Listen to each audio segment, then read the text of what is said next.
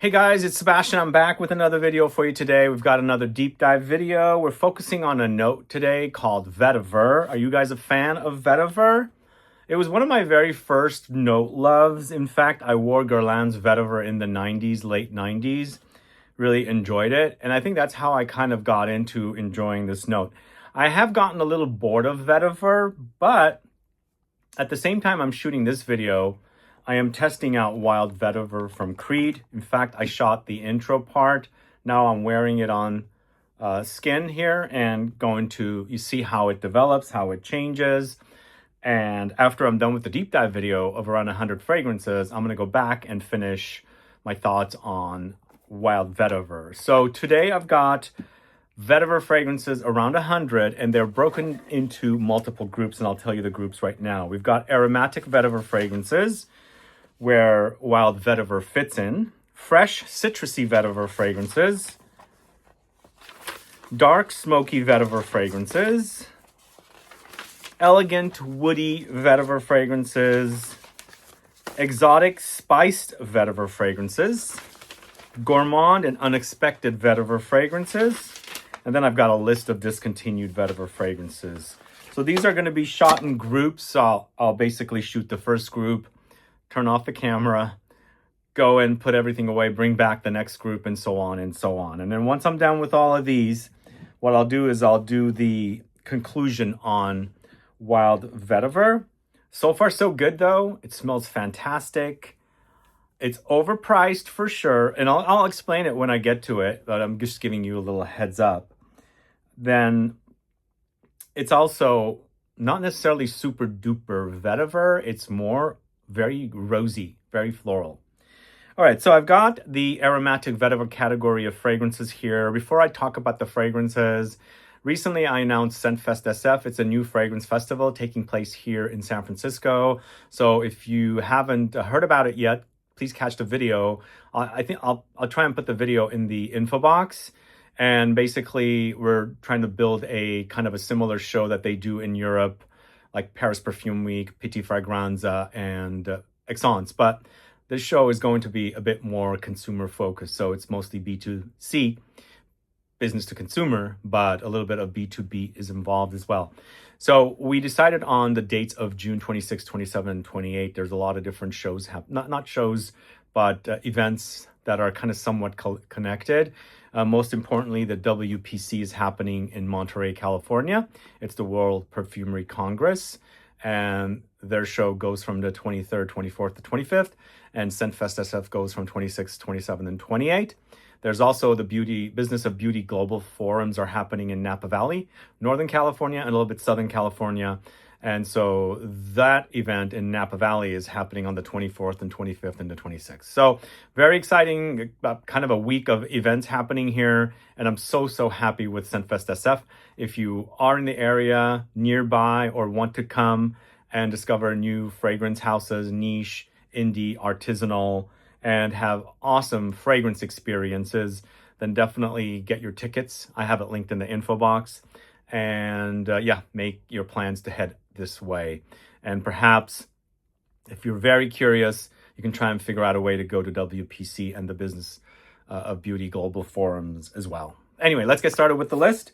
Going to the house of, not Creed, Amouage first. It's Portrayal Man. So this is... It's aromatic. It's a bit leathery, but there's a lot of aromatics here because there's juniper in the notes as well. Wait, is it juniper? I think it's violet leaves. I take it back. I think there's also juniper, but it gets a little leathery in the end. But it's super spicy, very woody, a little bit like Fahrenheit. It's super awesome. Slightly animalic. There is a little bit of funk there. And I think if you're looking for a robust, intense take on the OG Fahrenheit, this is something you got to get your nose on. Not identical, but kind of similar. Lots of Vetiver here. Very earthy. This is super duper masculine. Really on the masculine scale. On the scale of, fragrances, it's super masculine. So, but you've got to be into violet leaves. That was already in Fahrenheit. You've got to be into woods, grassy woods, dark smoky woods. You've got that here. A little leathery and very aromatic. It's a great scent. One of my favorites from Amouage, Portrayal Man. In fact, I love both Portrayal Man and Portrayal Woman.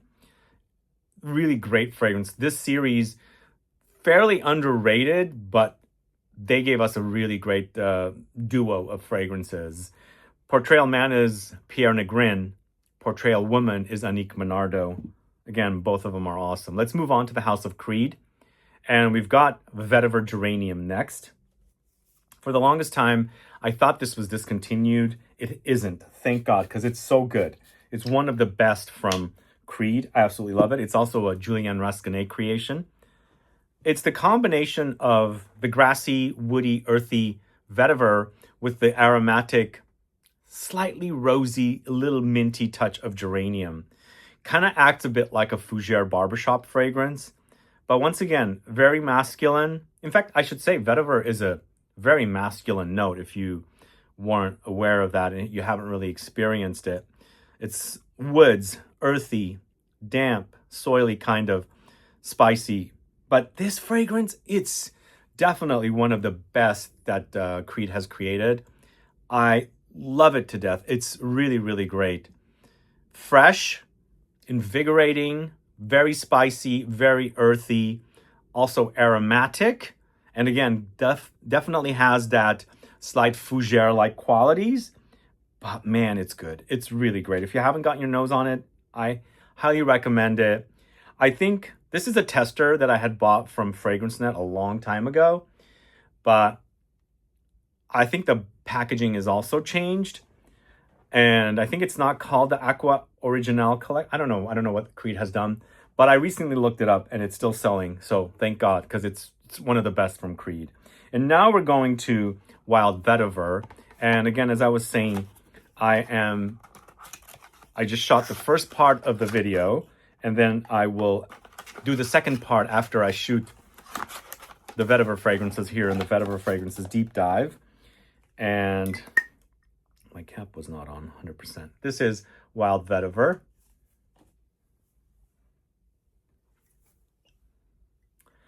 So Wild Vetiver, you know, I'm realizing has some similarities to L'Ombre d'En L'Eau. Are you guys familiar with that fragrance? Let's see, where did my strip go? L'Ombre d'En L'Eau is from Diptyque. And I think what's giving me this effect is this has the note of black currant. And the L'Ombre d'En L'Eau is a black currant focused fragrance. That's what's giving me this idea.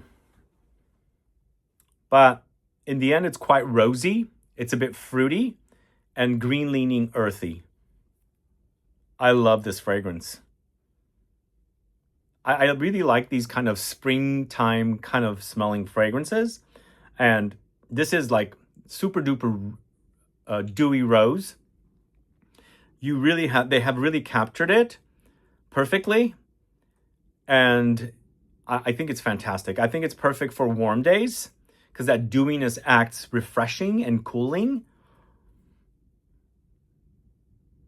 Again, you'll see in the video, it smells more rosy on the strip. On the skin, when you first spray it, it's definitely the Vetiver is king. Right now, it's a mixture of the rose and the Vetiver, but when you spray it on the strip, to me, the rose stands out. When you first spray it on the skin, the Vetiver stands out. Then it kind of like blends in together and becomes one fragrance. But I think it's a job well done from Creed. Negative for it is very expensive, but I really like that fragrance. So definitely highlighting it here for you guys. Let me know if you've got your nose on that one. And if you want to find out more, stay tuned for the review. It should land next week sometime when I'll be back to normal scheduling of my videos because I've been taking some time off last week, as I had mentioned.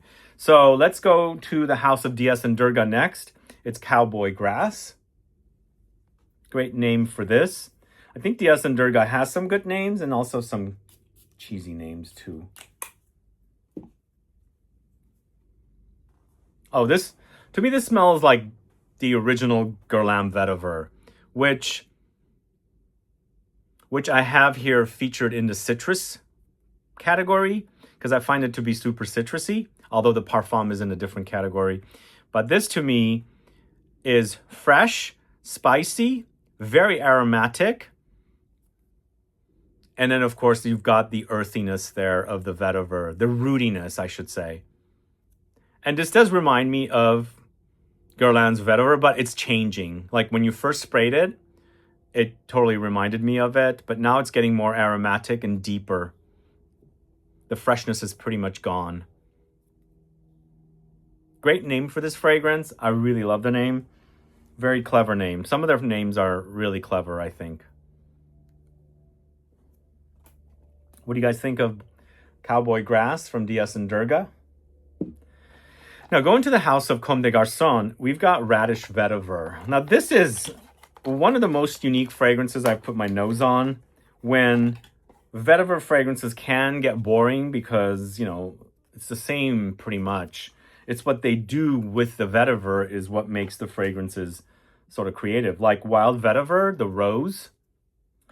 Yeah, and the Vetiver Geranium, it's awesome. But here, it's the vetiver that you're familiar with, plus that kind of watery, ozonic, vegetal smell of radishes mixed with the vetiver.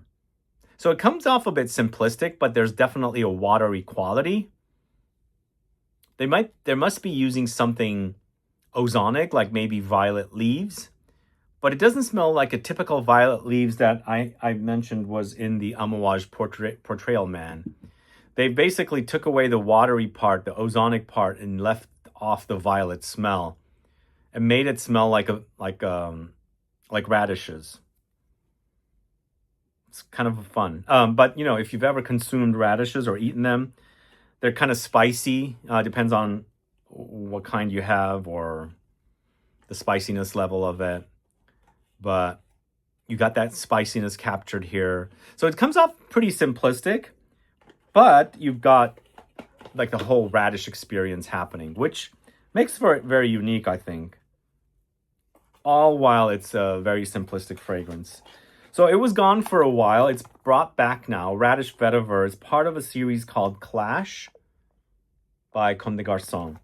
So Comme des Garçons makes some really awesome scents, I think. They're not, most of them are not like everyday fragrances. They could be kind of offbeat or, you know, left field or unusual, daring. Not super daring. They used to be a bit more, not anymore. I think they're just kind of sometimes strange. Let's move on to the house of eccentric molecules next. It's molecule 3. I guess the molecule 3 is behind there. So molecule 3 is vetiver, but I think what they're using here is not real vetiver. It's vetiviral acetate, which is the synthetic variety. But it's a very simplistic take on vetiver, but super rooty and earthy, aromatic and spicy, and woody. That's basically what it is.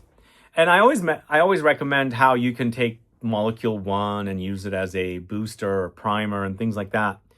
This, between all of the molecule fragrances, this is probably the deepest, the most intense. It doesn't lend itself to be layered as easily as some other fragrances, if that makes sense. It's just very complex for the smell. Whereas molecule 1, molecule 2, molecule 4 even, does have room to play around with and layer with. Here, it's almost like a complete fragrance, basically, like a very rooty, earthy vetiver fragrance. But simplistic, but complex at the same time. So that's molecule 3 from Eccentric Molecules. Now, this fragrance I haven't spoken about in a long time. It's Guerlain's Homme EDP. Now, this one is still selling. They used to have a version called L'Homme Boisé, I think, which was a flanker of this.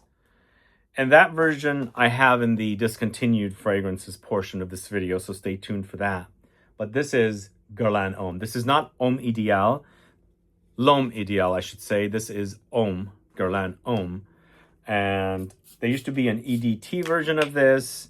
an EDP, this, and then the Le Boisé, which was my favorite. Sadly, it's discontinued. This is a minty kind of a take on the vetiver. So there's a lot of mint thrown in here. It's quite spicy, very aromatic. The mint is aromatic, and of course, whatever aromatic qualities the vetiver provides as well. The other version, the Le Boisé, a lot of people mentioned it smelled like a mojito. You get that a little bit here as well, I think, but not super overwhelming. It's just a nice, classy, aromatic, woody fragrance, and the woodiness coming from the vetiver. I have a feeling this is probably on the chopping block, because they've discontinued every other version of this. What do you guys think? You think it's in the chopping block? Guerlain Homme EDP. And again, as I said, they used to have the EDT, the EDP, and the Le Boisé. The other two are gone, just the EDP is now in existence. The next one is I Profumi di Firenze Vetiver di Giava. That's it right there. Let me know if you guys are familiar with this house. This was a house that was sold at Barney's for a long time. Obviously, Barney's is not around. Wait, was it Barney's? Where was it sold? I think it was Barney's. So here we have Vetiver di Giava. And I thought this was a very rooty, earthy, dark vetiver. No, it's quite aromatic and spicy. There's a slight freshness and also a bit of a deeper experience, but very aromatic and earthy, woody. The brand's known for Vaniglia de Madagascar. That's their claim to fame. It's a very popular vanilla fragrance. But this is giving me old school vibes for some strange reason today. Why am I getting Kuros from it? Very strange. I like the way it smells though. Kind of old school vetiver. Vetiver di Giava from the house of I Profumi di Firenze. Then we're going to the house of L'Artisan Parfumeur Vetiver Écarlate. Let me know if you're familiar with that. Is this Canton Biche? Quentin Biche. And the French correct me. It's Canton. Anyway, so this is vetiver and tomatoes. And tomato leaves. But no, with this one, I definitely get a pulpy fruitiness from the tomato fruit. And you're getting the greenness, the bitter, aromatic bitterness of the tomato leaves. This is really good. Really, really great. The pulpy vegetal fruitiness of the tomato against the vetiver is quite lovely. The vetiver, on the other hand, is dry and grassy and earthy, but on the dry side, and I think against the pulpy juiciness of the fruit of the tomato, it's a nice contrast. Love tomatoes, love to consume them, eat them, and then it smells great here in this fragrance as well. Lovely. That's great. It's Vetiver Écarlate from the house of L'Artisan. So I'm going to talk about 4 Narciso Rodriguez fragrances now. So we've got, I think I left off one of the Narciso Rodriguez fragrances. One sec. All right, it's on the list, so it's the last one. But here we've got the Narciso Rodriguez for Him Bleu Noir series of fragrances.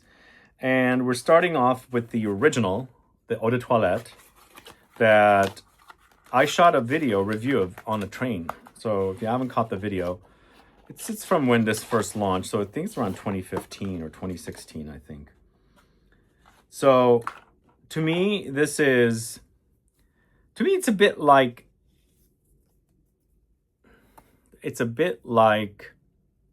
Terre de Hermes a little bit, and it's also quite musky. There's a little bit of a reminder of Terre de Hermes. It's not quite identical, but in the end, it's fresh, it's spicy, it's aromatic, it's musky. a little bit citrusy, and you have the aromatic qualities of the vetiver in this. Decent, simplistic, clean, crisp, masculine fragrance, I think. It's an easygoing, you know, like a signature style fragrance. Somebody that loves to wear, you know, easygoing men's fragrances that are not complex, that smells great with your chemistry kind of a thing. I think that's a good one. But, you know, you could start with that and then progress on to the EDP, then the Parfum, which is my favorite. Yeah, this is turning out to be a little bit like Terre de Hermes. Also, Dunhill's Icon, the dry down, the less citrusy part reminds me a little bit of this as well. Which I don't know what's going on with the Dunhill Icon fragrance. I think it's completely discontinued. So up next, it's the EDP version.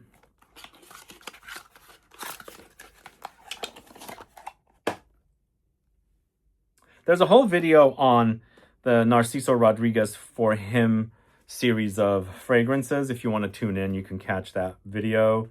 And also I mentioned the For Him Santal Musk in a video yesterday. And I actually ordered my bottle. So as soon as I find out about it or receive it, I'll report back. But it's now turned into Vetiver Musk from 2 years ago. And this year they launched the Santal Musk. But let's talk about the For Him Bleu Noir Eau de Parfum. So it does get deeper here. And I feel like it's woody, but also a bit warmer. There's a warmth here, maybe some ambery warmth, but still keeping the freshness of the original, but also adding warmth, like an ambery warmth. To me also, this version in the EDP, it's not as loud as the EDT. It's a bit subdued, you know? It's like it's a little shy. But it depends on what you want. You want something fresher, you know, less ambery kind of warmth, then you would go with the original. But you want it to be a little deeper, you'd go with this one. But for me, skip the EDP and go right to the Parfum. Because for me, it's all about the Parfum. Because the Parfum, to me, reminds me of the original EDT, but also adds an extra layer of familiarity of something like Dior Homme. The DNA of Dior Homme is added to this fragrance, which is super duper sexy. So you've got the reminder of the original, the grassy, woody earthiness of the vetiver. And then it starts getting deeper. It gets powdery, a bit creamy. And that sexiness of Dior Homme Intense is added here. I think it's more Dior Homme Intense because for me, Dior Homme Parfum was always more thicker as a wear. It's a lot more dense because this is not as dense like the original Dior Homme Parfum from 2014 and 2020. But that DNA is in here or something that they've created to remind you that. So for me, this fragrance is really awesome. Vetiver, woody, earthy, then powdery, you know, powdery iris and muskiness all thrown in, which makes for the fragrance to be super duper sexy. So that is Narciso Rodriguez For Him Bleu Noir Parfum. Such a long name. Sorry. Then those are the three from the Bleu Noir series. And then we've got one more from Narciso Rodriguez. It's the Vetiver Musc. So this is For Him Vetiver Musc. And this one is a very crisp, clean fragrance. It's an eau de toilette, so it's very light. There's a crisp cleanness, a little soapiness, and it's very, very fresh. It's also very, very musky because the name is there. I think the line, most especially the women's fragrances, the musk is very, very important. They have so many different flankers of their musk fragrances. But here, I'm glad they brought the musk here as well. But it's very crisp, cool and crisp. A little bit metallic, I think. But it also very easy to wear. Once again, this is something you can wear day in and day out. Smell great. clean, musky, little woody, grassy, and aromatic from the Vetiver, and simplistic. It's not something that would really challenge you. You'd smell great wearing something clean. So that is Narciso Rodriguez for Him Vetiver Musc. Remember, this is the aromatic vetiver category. Then we're moving on to the house of Orza El Legrand. This is Vetiver Royal Bourbon.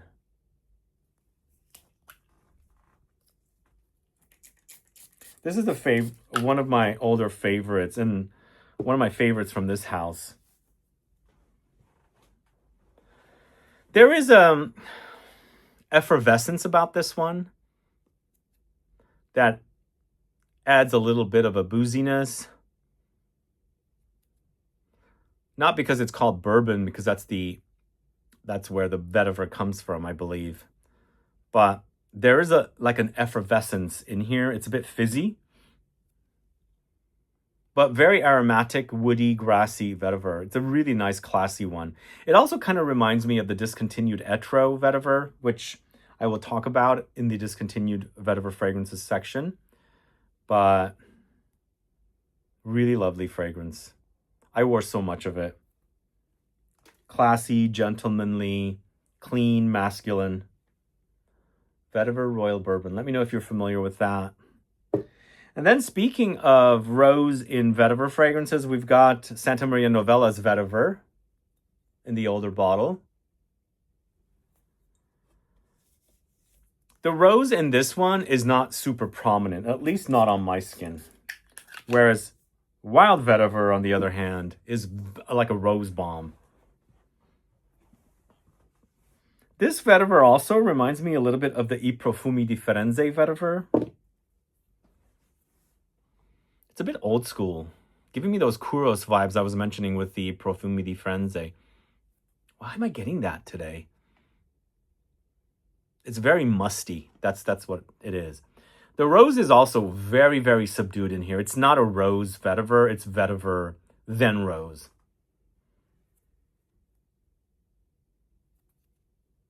Yeah, I think post redo of the bottles, I think some of the fragrances have changed. But I have this much left for my original vetiver from Santa Maria Novella. Because before, they used to have these. They are not like that anymore. It's interesting. I bought plenty of fragrances from their main store in Florence. And they give you the bottles with like a cap on it, and the sprayer separately, and then you'd have to remove the cap and put the sprayer on. All right, we've got one more fragrance left from the House of Noia. It's the Moon Shadow. Are you guys familiar with this house? We featured this fragrance in the last mystery box. The last mystery box. This is quite ozonic and juicy for vetiver. I feel like we've got a fruity violet thing happening here. Kind of like the violet that's in Portrayal Man, whereas Portrayal Man is super dark and very masculine. This is more unisex. It's very, very fruity and juicy. So it would make the vetiver, if you're like challenged with vetiver, easier to wear. But it's starting to smell more like violet. And that's the thing they could do with violet. They bring out a fruity side. And so it makes it like almost like apples or candy, like violet candy, but a fruity violet candy thing happening here. This is a really good one. It's very fresh. Eventually it settles to that earthiness and woodiness of the vetiver. Love that fragrance. Definitely one of my favorites from the House of Noia. The Moon Shadow. And that's the last fragrance in this category. What do you guys think of these fragrances? Let me know. Add a comment below. If there's anything else you would throw into this category, let me know as well. Add a comment. And the next category is the fresh citrusy vetiver fragrances. So let's move on to that one. All right, now we are moving on to fresh citrusy vetiver fragrances. And let me know before we get started if you have a favorite citrus vetiver fragrance. I think this is a pretty popular category, and I believe, I haven't counted yet, I believe this is the biggest category in this video of the different categories I'm going to do. And also, I didn't mention before, at the beginning when we started, these will be eventually aired individually as part of separate videos, each of the groups. So if you don't like watching, long form, deep dive videos, you can come back later and watch the videos in smaller, compact versions of the different categories or groups. But I know a lot of you do enjoy the deep dive videos and the long form formatting. So let's start with the first one. It's Aesop's Tacit. This is one of the earlier Aesop or Aesop fragrances. It's created by Cecile something. Not Cecile Zarokian. Drawing a blank with the name. But it's a citrusy, aromatic, woody fragrance. Vetiver. Lots of citruses. It's quite zingy. It's stringent a little bit. It's, a little tart. Very spicy. I think there's a little dash of warm spices under it, giving it a slight bit vintage vibe. I don't know. I think it's that clove spice that they have in here, or something clove spicy throws in a little bit of a vintage effect in there. But it's a lot of citruses, very fresh, very invigorating, and lots of aromatic spices and the woods with the overdose of vetiver here. One of the more popular ones from Aesop, I believe this comes in a 100 ml bottle, which they just started doing. The brand was actually, when I first started talking about the brand, was around 2020 at the height of the pandemic. And at that time, they were under a different company, but that company also owned the Body Shop. And I think that company sold Aesop to L'Oreal. So L'Oreal's, doing different things with their fragrances. They are also cranking them out faster. And now they've made 100 ml bottles of their more popular fragrances. Like Wheel is one. And there's also Marrakesh Intense, which yesterday I spoke about in the discounted fragrances video. There was a great deal on the Marrakesh Intense. So if you're in the market, check that video out. Let's move on to the House of Banana Republic. It's a Linen Vetiver. This is a cheapie, I should say. Yep, there's some cheapies along the way. I think we've got a few cheapies here that I will, specify. This is part of Banana Republic's launch of bit niche style fragrances, probably around 7-8 years ago. It's a very fresh, easygoing vetiver fragrance, I think. Super easy to wear. It's clean. The idea of linen comes to mind, and that always goes clean and musky to me.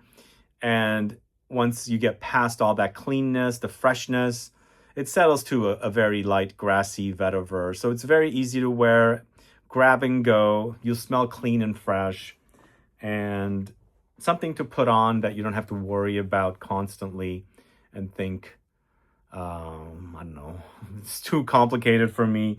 I don't want to wear this, but you put it on to smell great. So this is Linen Vetiver from Banana Republic. Check that out if you don't know it. Up next, Bon Parfumeur 003. And 003 is a Yuzu Violet Leaf and Vetiver fragrance. And this is my very first Bon Parfumeur.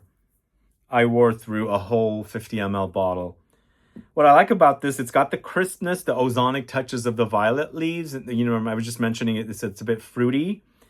This doesn't go fruity. It's more ozonic, fresh, watery, crisp. But then you've got the citrusy touches, the zinginess of the yuzu, and then, of course, the vetiver in the base. It's very easy to wear once again. Simplistic, clean, fresh, cool, crisp, woody, citrusy. I think it's definitely like one of those fragrances that you spritz on and wear and feel invigorated. So that's Bon Parfumeur's 003. And then we've got one more. It's 601 from the same house, Bon Parfumeur. This is Vetiver Cedar and Bergamot. So they do these numbered fragrances, and they just started doing the extracts as well, which I don't think the extracts, they are numbered too. Like the Myrrh Shadow has become very popular for them. I think that's 403. But I really like this one much more. No, I like them equally. This one has a slight bit of earthiness from something patchouli-like, which I love the smell of. This to me comes off a bit more complex compared to the 003. It's a bit more deeper. Cedar, bergamot, and vetiver. Very woody, very fresh and citrusy, and also very sexy. I didn't find the first one to be sexy. This one I find to be super sexy. I love the way that smells. 601 from the House of Bon Parfumeur.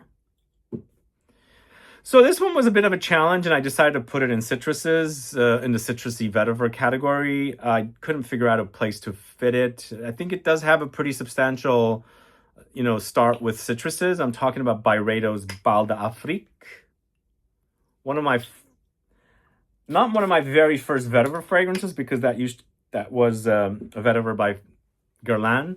This was one of my very first vetiver fragrances, getting into the journey of niche perfumery, I should say. And it's also a very popular fragrance. It's loved by a lot of folks. It's quite light. It's got that marigold touch. It's super fresh, a little floral, woody, earthy, very easygoing fragrance, I think. And one of the most popular from Byredo. This is a tester, and I mentioned I bought that from one of the promotional discount videos I did. It does say tester on the bottom. And it does say tester not for sale.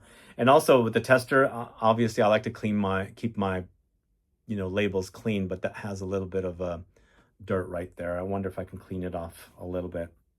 Anyway, Bal d'Afrique, I've worn so much of that. I really love the way it smells. There's also hotel products that I've stayed at various hotels smelling like that. Up next, going to the House of Diptyque, it's Vetiverio EDP. I only have the EDP. This is also it does get deep, but it has a very prominent citrusy start.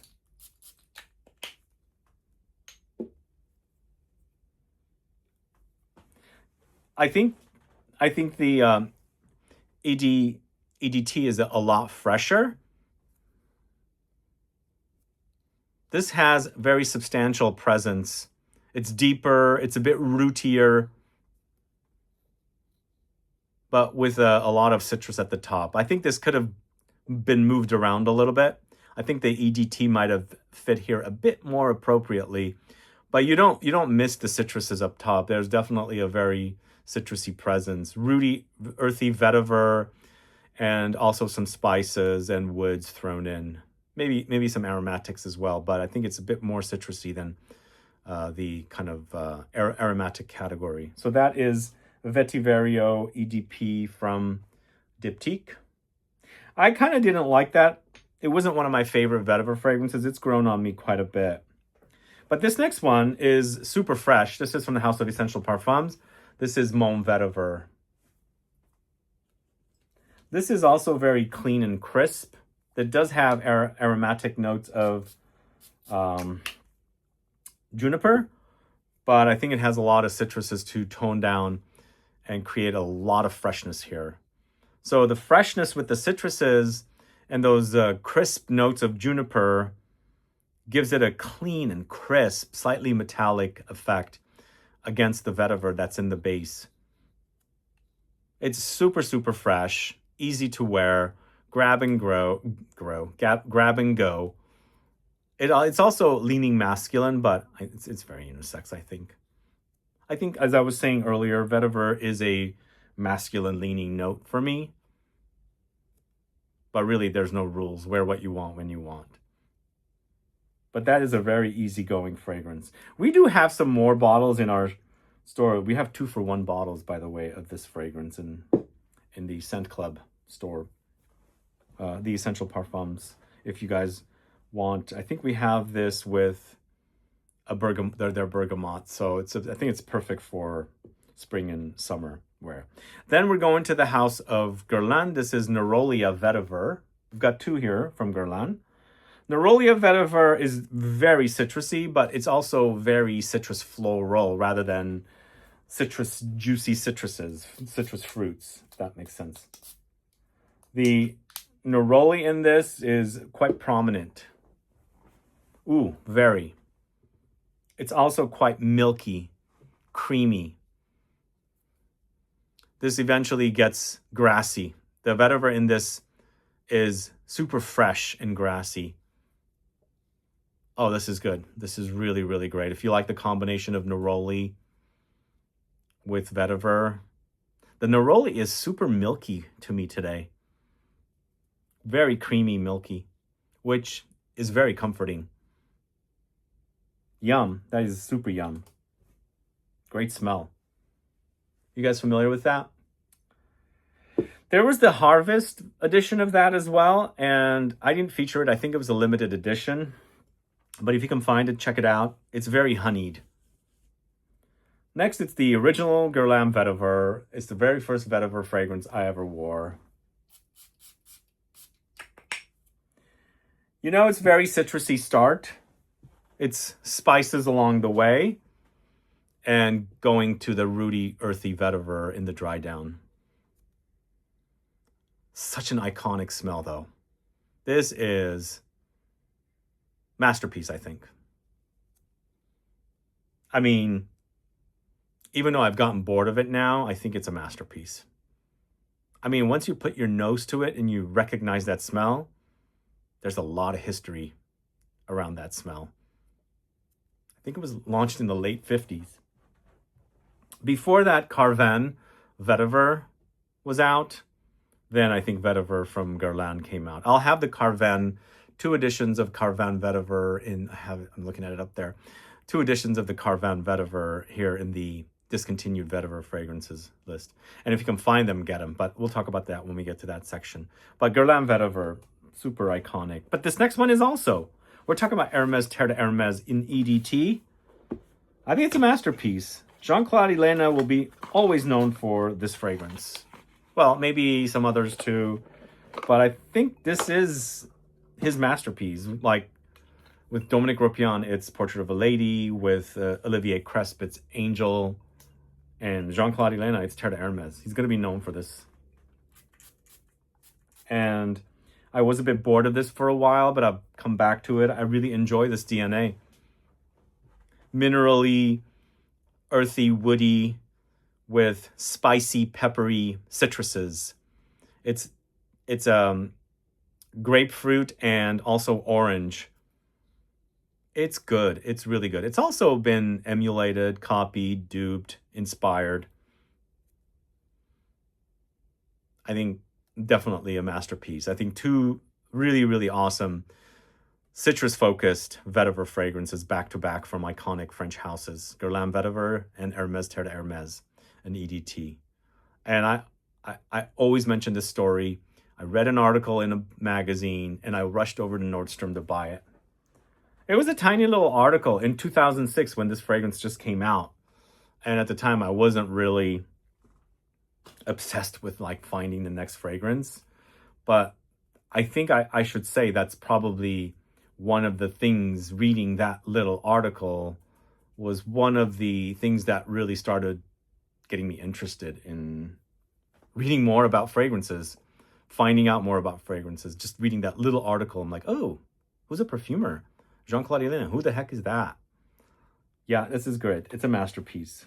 This is Terre de Hermès from Hermès, created by Jean-Claude Elena.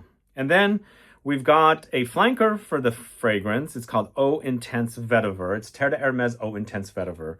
This is, I mean, the original Terre de Hermès is a brand new bottle because I had run out. But this one's been around since the first day. This is a Christine Nagel creation. This version. I mean, it's good, but it's very similar to the original. There's differences, but I mean, it's using the same DNA. Like the new one that came out last year, dud with the coffee note. Hated it. But this is kind of redundant, I think, also. What do you guys think? Do we need something that's super close? I like them, don't get me wrong. I think the collection itself is great, except for what we got last year. It's redundant, but it's still like, you know, there's differences with it. So that's Terre de Hermes Eau Intense Vetiver.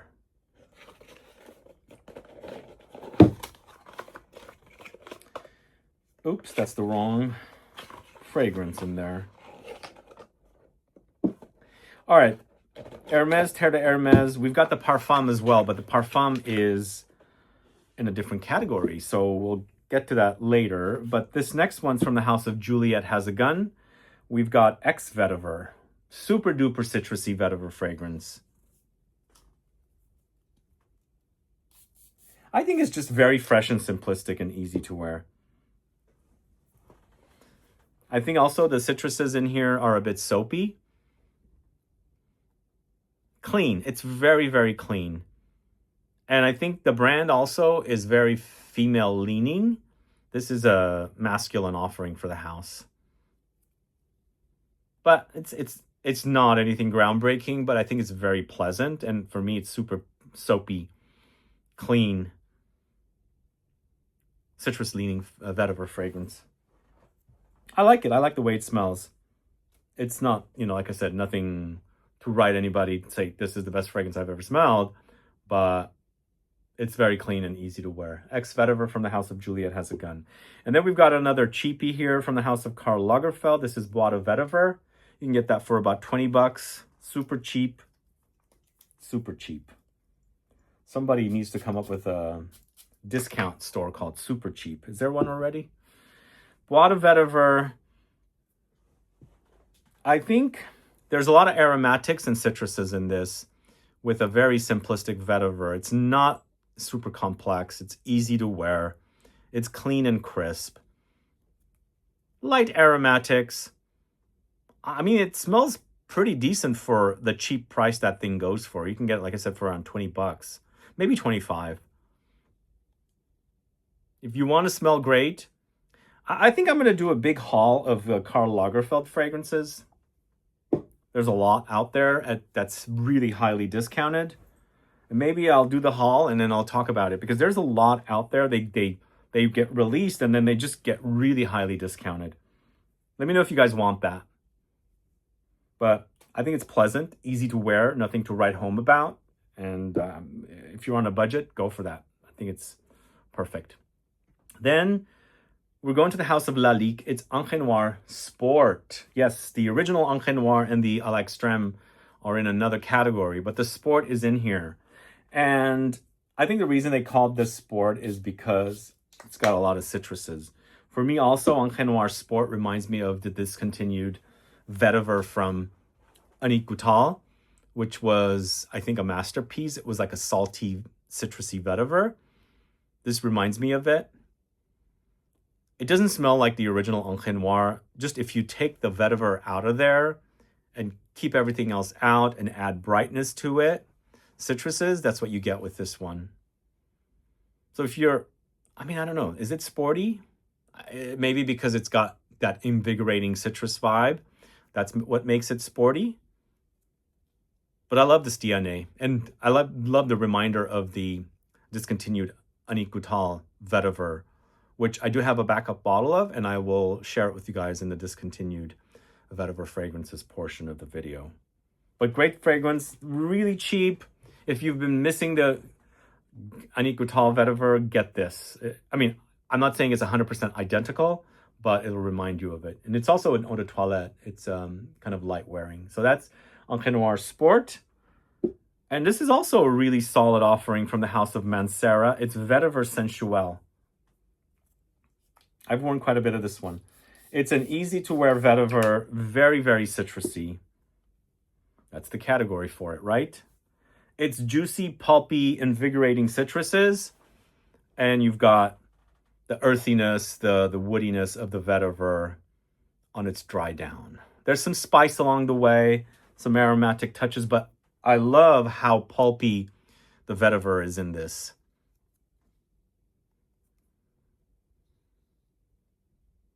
There's a slight zest too.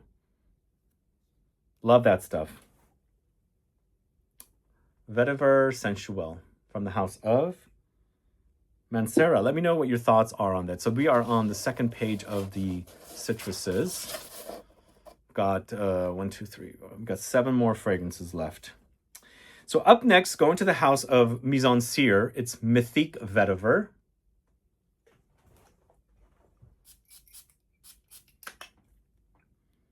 I think this portion of the video will probably be a little bit shorter than the last, although when you, never mind, scratch that part, sorry.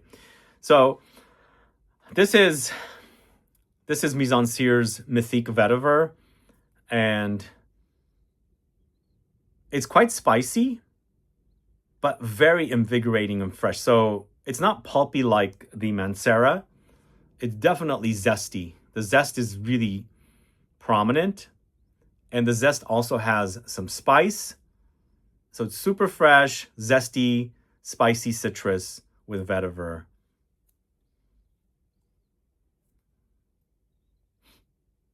It's very clean, very, very clean, crisp. It's a good one, actually.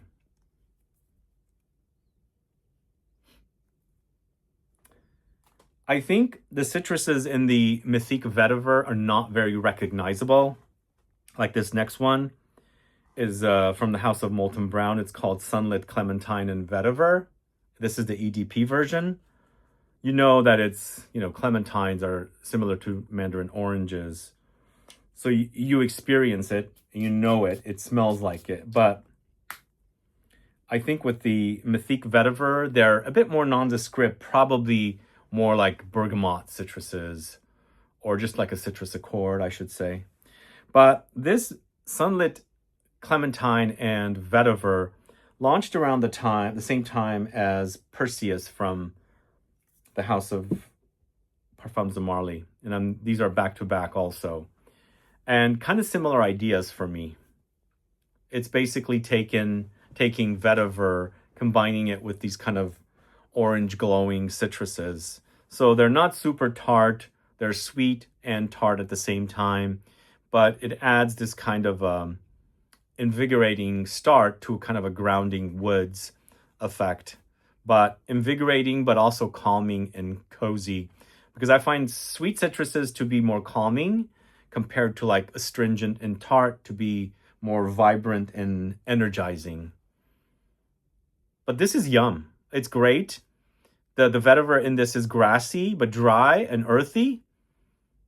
So it's a really great one. I like Molten Brown fragrances. I just don't think people talk about them. I don't know. Maybe people just don't like the fragrances of Molten Brown. What do you guys think? Not everything is good. I think they're pretty much known for milk. Is it milk musk? The EDT and the EDP version of that. I think that's their biggest, most popular, which is also really great. But don't skip on this one. It's really, really awesome. Sunlit Clementine and Vetiver from the house of Molten Brown. And I only have experience with the EDP version, not the EDT. So I assume the EDT version is a lot thinner and fresher. But it could also be that they only launched an EDP of this one. Sometimes they launch both versions. Sometimes they only launch one version. So I don't 100% remember. But this next one's from the house of Parfums de Marly. This is Perseus. And again, to me, it's similar ideas. But I find the Perseus to be a bit more beefier, stronger. But once you get past that, kind of similar. This is grapefruit though. So it's a bit more bitter. Grapefruit and vetiver and spices and earthiness. To me, it's a great combo. It's easy to wear. There's some spices in here. It's like peppery spices as well. Easy to wear. Perfect summer scent where you just don't use just citruses. You can rest assured that there's some deepness in the base with the vetiver. The base and the rootiness to give it nice grounding effect and guaranteeing a little bit of longevity, because if it's all citruses, it just kind of fizzles away pretty fast. And that's what I like about vetiver and citruses. Vetiver is a woody note, even though it's like a grass or like it grows like a weed or grass. It's considered a woody note. It's quite aromatic, and then sometimes you can it can smell super duper moldy and earthy and rooty, damp and mildewy almost. And a lot of times it can be fresh, but still I think it's very grounding, and it has a nice rooty kind of effect in fragrances where it intensifies and makes the fragrance last longer, especially when combined with citruses, which are very fast dissolving. So that's Perseus from the house of Parfums de Marly. Similar colors too, as you can see. Were they copying one another? I don't know which came first. But you know what? I'm not saying they copied one another, because sometimes a fragrance can be in development for years and it's just timing happens. So I'm not saying they copied one another, but it was a coincidence that they launched them around the same time. Let's move on to the house of Ralph Lauren. This is Polo Earth Antilles Vetiver. You guys familiar with that one? It's part of the Polo Earth series of fragrances. I found these somewhere along the way. They were never released to Macy's. The original Polo Earth was, but not the flankers. And I bought the 3 flankers and I did a video for them. There's actually a 4th flanker in addition to the original, which I haven't got my nose on. But this is Antilles Vetiver, and it's also quite a citrusy, spicy take-home vetiver. But basically, I think first you have the original Polo Earth, which is more like a citrus floral cologne style, kind of like Mugler cologne. And then they're taking that kind of a DNA and twisting it around and creating different variations. And this one's called Antilles Vetiver. So it's a very citrusy take on. It's very, very soapy citrusy, I should say also. Very fresh, clean, rooty, but not in a damp way, not in a moldy kind of way. It's clean. It's very, very clean, because I'm getting soapiness from it. All right, that is Antilles Vetiver from the Polo Earth series over at Ralph Lauren. And then we've got a fragrance from the house of Raja Parfums. This is Vetiver Parfum Cologne. So I've worn plenty of the original Vetiver Pour Homme, but not much of the Parfum Cologne.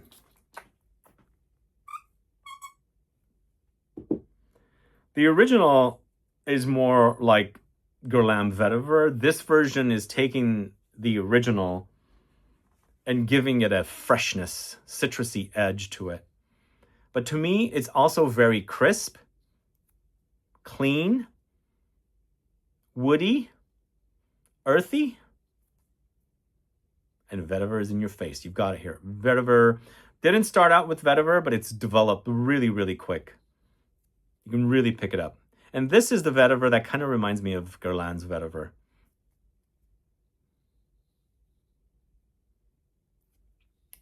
I don't know about the Parfum Cologne collection. I prefer the others, but I think sometimes people want something fresher, and that's what these fragrances are. Parfum Cologne. It's been a long time since I've dragged this down, and it's dust everywhere. It's hidden way up in the dark. So that is Raja Parfums Vetiver Parfum Cologne. And then we've got Tom Ford's Grey Vetiver in the EDP, not the Parfum. The Parfum's in a different category. This version is also super citrusy for me. It's very fresh.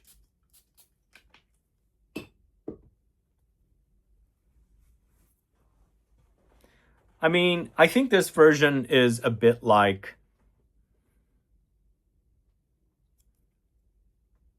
not identical, but reminds me a little bit of Guerlain's Vetiver, but with more citruses. Whereas Guerlain's Vetiver starts off citrusy, but it changes a little bit. This one seems like it's more amped up with citruses. I was always bored of Tom Ford's Gray Vetiver. I enjoyed it quite a bit early on. I got bored of it. It's smelling quite good today. It's fresh. I mean, it's very simplistic. It's not super complex. And the Parfum edition of that is super metallic, but I've moved it into a different category. And last but not least, in the citrusy vetiver fragrances category, it's Zara's Vetiver Pamplemousse. Vetiver Pamplemousse by Zara. Did you guys hear the news? There is some big news. Because who created this? Joe Malone. Guess who sued Zara and Joe Malone? Well, actually, I don't think they sued Zara.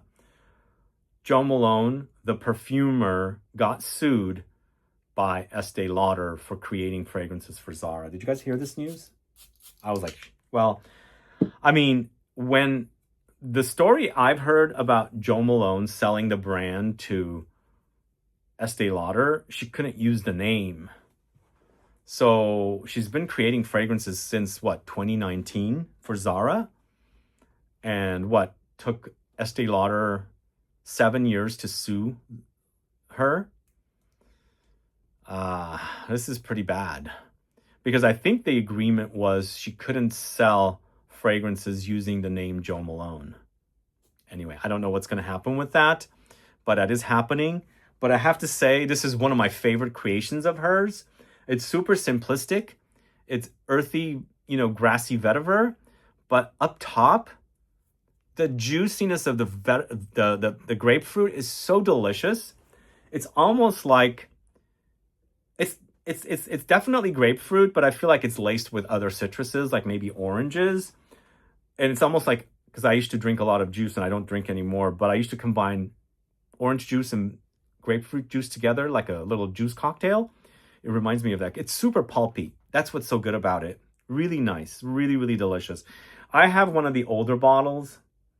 I bought this as a kit with a mini that came with it. But it's good. This is really great.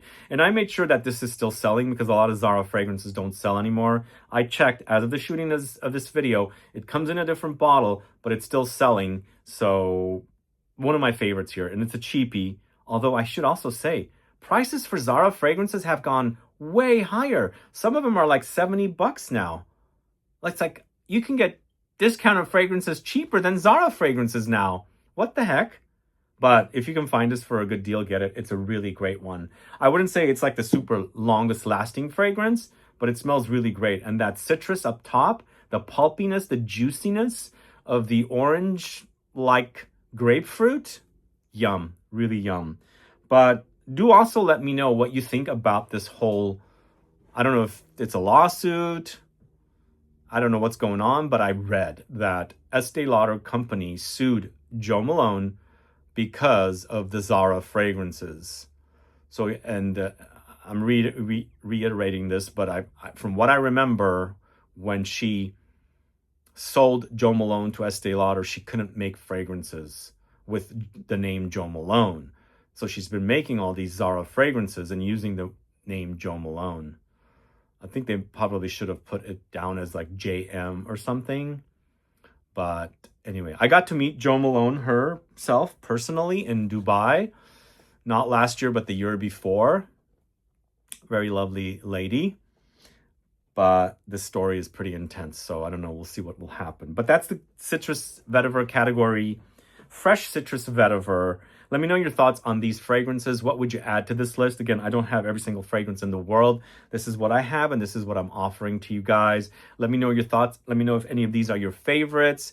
Do let me know. Add a comment below. And also, if you don't like any of them, do let us know that as well. So let's move on to the next category of dark, smoky vetiver fragrances. All right, we are now on to dark and smoky vetiver fragrances. So let me know if you've been enjoying the video so far. And we started out with two bigger categories, and I think the categories are going to get a little shorter as things progress in the video.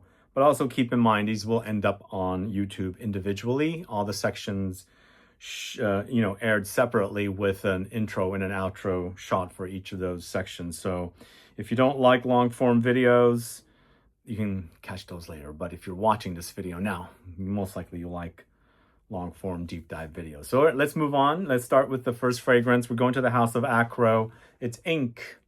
So Ink is a dark, smoky, rubbery, slightly leathery vetiver fragrance. There is a slight medicinal band-aidy kind of smell to it, but I'm surprised this one garners compliments.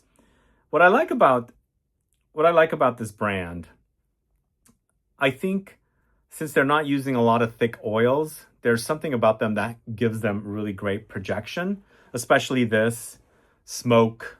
Those two project a lot for me. I don't get compliments much from smoke. I don't get compliments much from smoke. This one does. But this is dark, smoky, inky vetiver. And it's a bit bandagey, as I said.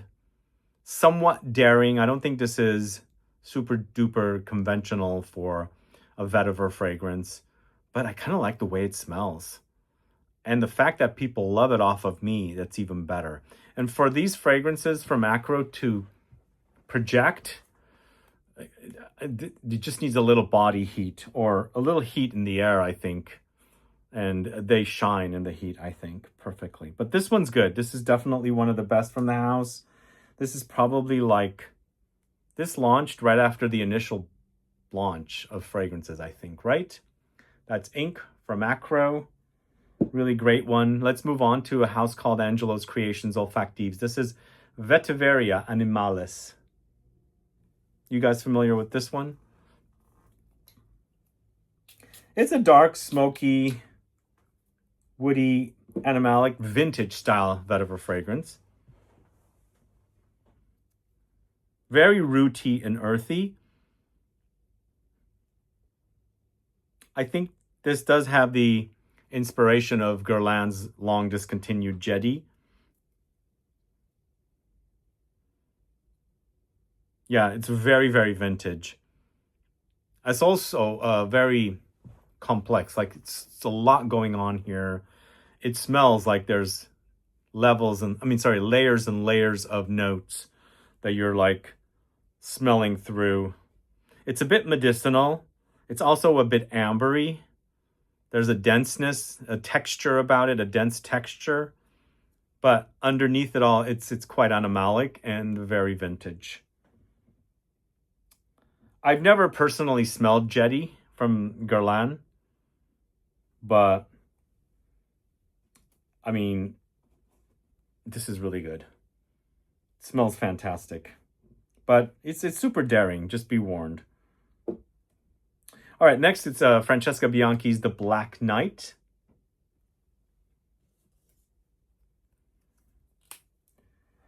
The Black Knight is vetiver, but also the typical Francesca Bianchi DNA here. Powdery, leathery, orris buttery, sweet. This one has grown on me quite a bit. It doesn't get animalic like some of her other fragrances. And I don't think all of her fragrances get animalic. This one doesn't. So I like that nice contrast of the slightly sweet, savory effect of the orris that she has in here with the vetiver. It is a bit leathery still, but I think there's also some vanillic notes in there that's giving it that sweetness. That's definitely grown on me. The Black Knight from Francesca Bianchi. All right, this one I actually got bored of, but I pulled it. Bel Ami Vetiver from the house of Hermes. Sometimes you get bored of fragrances. I was obsessed with this one for a while. Then it just kind of got to me. Like there was something sour about it that was kind of turning me off. That happens to you guys, right?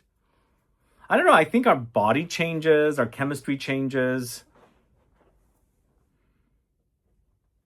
I kind of like it now, but I did get bored of this for a while. I wasn't, mentioning it. I was picking up something in there that turned me off, but I think it's kind of changed.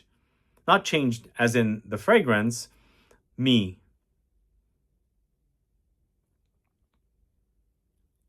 I think it's got leather and it's got a lot of vetiver and definitely on the darker side. It's smelling great today.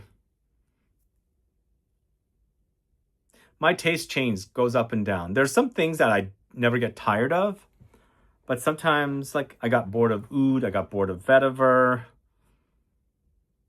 Now tuberose is smelling kind of strange to me, the vintage variety. But this is quite good. Although I'm starting to pick up what I was remembering not enjoying. I think the leather in this smells a bit fake and it doesn't come off super smooth. That's what it is. Anyway, Bel Ami Vetiver from the house of Hermes. I like the little photo on the back there. All right, we're going to the house of Javoy next. We've got two back-to-back. First of which is Incident Diplomatique. It's a super sexy combo of vetiver and patchouli. Love it. Both of them are woody, earthy notes, the vetiver and the patchouli. There's a little bit of warmth here with a spice. I think it's nutmeg. Oh God, I love the way this smells. This stuff is so good. I've not gotten bored of this one. A little bit of citrus. Really great. And I think patchouli and vetiver really complement one another. I mean, I still prefer patchouli more than vetiver, but this combo here with Javoy's Incident Diplomatique is awesome. Let me know if you guys are fans. This one garners me compliments, by the way. Once again, with warmth. All it needs is a little body heat and it starts projecting. All right, and then the next one is Private Label from Javoy as well. This is a Cécile Zarokian creation. And this is a very, Incident Diplomatique is masculine. This is even further masculine. But also dark, smoky, boozy. Oh, it's so good. Cécile Zarokian did a great job on this. Maybe a tad bit leathery, but just think of a dark bar, a little cigar smoking. Although this is not super smoky, by the way. It doesn't smell like tobacco, but it can maybe emulate the smell of tobacco because vetiver can be smoky. And a little bit of whiskey sipping. Antique chair or couch. That's what I envision with that one. Like a private club. It's a private label. All right, that's Javoy's Private Label. So we're going to three fragrances from the house of Lalique. Of course, we're going to talk about Encre Noire. But before I talk about Encre Noire, it's Encre Indigo. And it was featured in my video yesterday. The price has slipped down on this one, finally. You can get it for around 30 bucks, like Lalique's Encre Noire à la Extrême, and Encre Noire Sport. But it's a vetiver fragrance once again, but not like Encre Noire. This one features tea. So smoky tea, smoky vetiver, spicy, a bit citrusy, but very, very cozy though. It's an Annick Monardo creation. And it's a departure from the original series. I hope they make flankers like they did with the Encre Noire series. The Encre Noire series was done by Nathalie Lorson. Forgot her name for a minute. This version is Annick Monardo, but it's a really good one. Like if you're bored of the original Encre Noire, go with this. Especially if you like tea and fragrances. It's spicy, it's smoky, that soothing freshness of tea, the warmth of it, and the smokiness of both the tea and the vetiver in here. Really great combo. And the price has gone down to $30. I think it's totally worth it, especially if you wear nothing but designer fragrances. And then we're going to the original Encre Noire. This has been in my collection since 2012. That's when I first bought it. But I believe it launched in 2006. And I bought it for around $30 at that time. Maybe it was 35. I can't remember exactly. But this goes down to like $25, $28. It's more of a linear, simplistic vetiver, but dark and smoky and aromatic.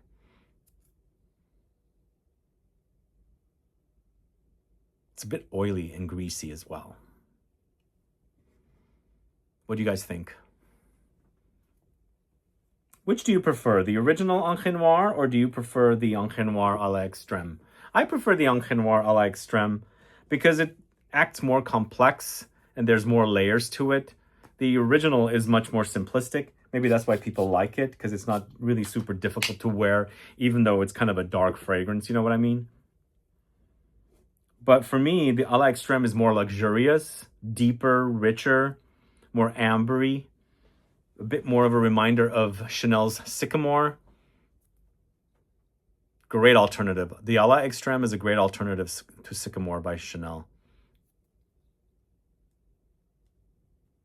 I think this is also very ambery. It's also got resins like El Ami, so it adds a slight citrusy touch. If you guys are familiar with El Ami, it's a resin that's peppery, spicy, and very lemony. And they have it in this fragrance. You can totally notice it. It adds a freshness, even though it's a resin. Really great fragrance. Encre Noire à la Extrême. Let me know if you're familiar with that one. Those are darlings in the fragrance community. Most people that first go down the rabbit hole of fragrances probably buy a bottle of Encre Noire because everybody's talking about, well, I think they used to. I don't know if they're still talking about them, but I think you need to have it in your collection if you love fragrances. But also, don't skip Encre Indigo. It's great. It's a great fragrance. All right, let's move on to Le Labo's Vetiver 46. This is a Mark Buxton creation.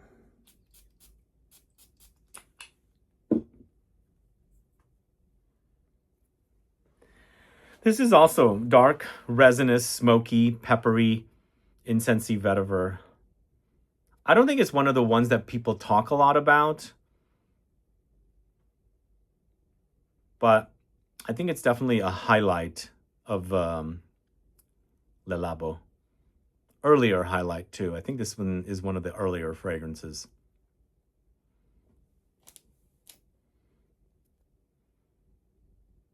I used to love this one a lot more. I've kind of gotten bored of it, but I can smell the DNA of the Le Labo fragrance. No, I think it's good. It's good. It's definitely spicy, but very dark and smoky. I think there might even be resins in here, smoky resins.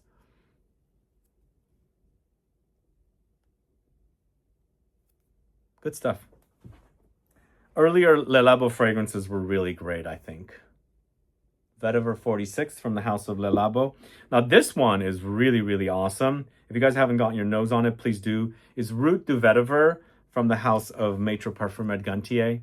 Super duper earthy, like deep down in the depths of earth kind of vetiver. Whew. Really like that. There's a dampness about it. There's a soiliness about it. There is a bit of freshness up top, but it quickly goes to the kind of the damp earth vetiver soil. The word rooty is perfect for this because it's very, very rooty. Like I envision a long tree, a tall tree with deep, deep roots. And that's kind of what I'm envisioning when I smell this one.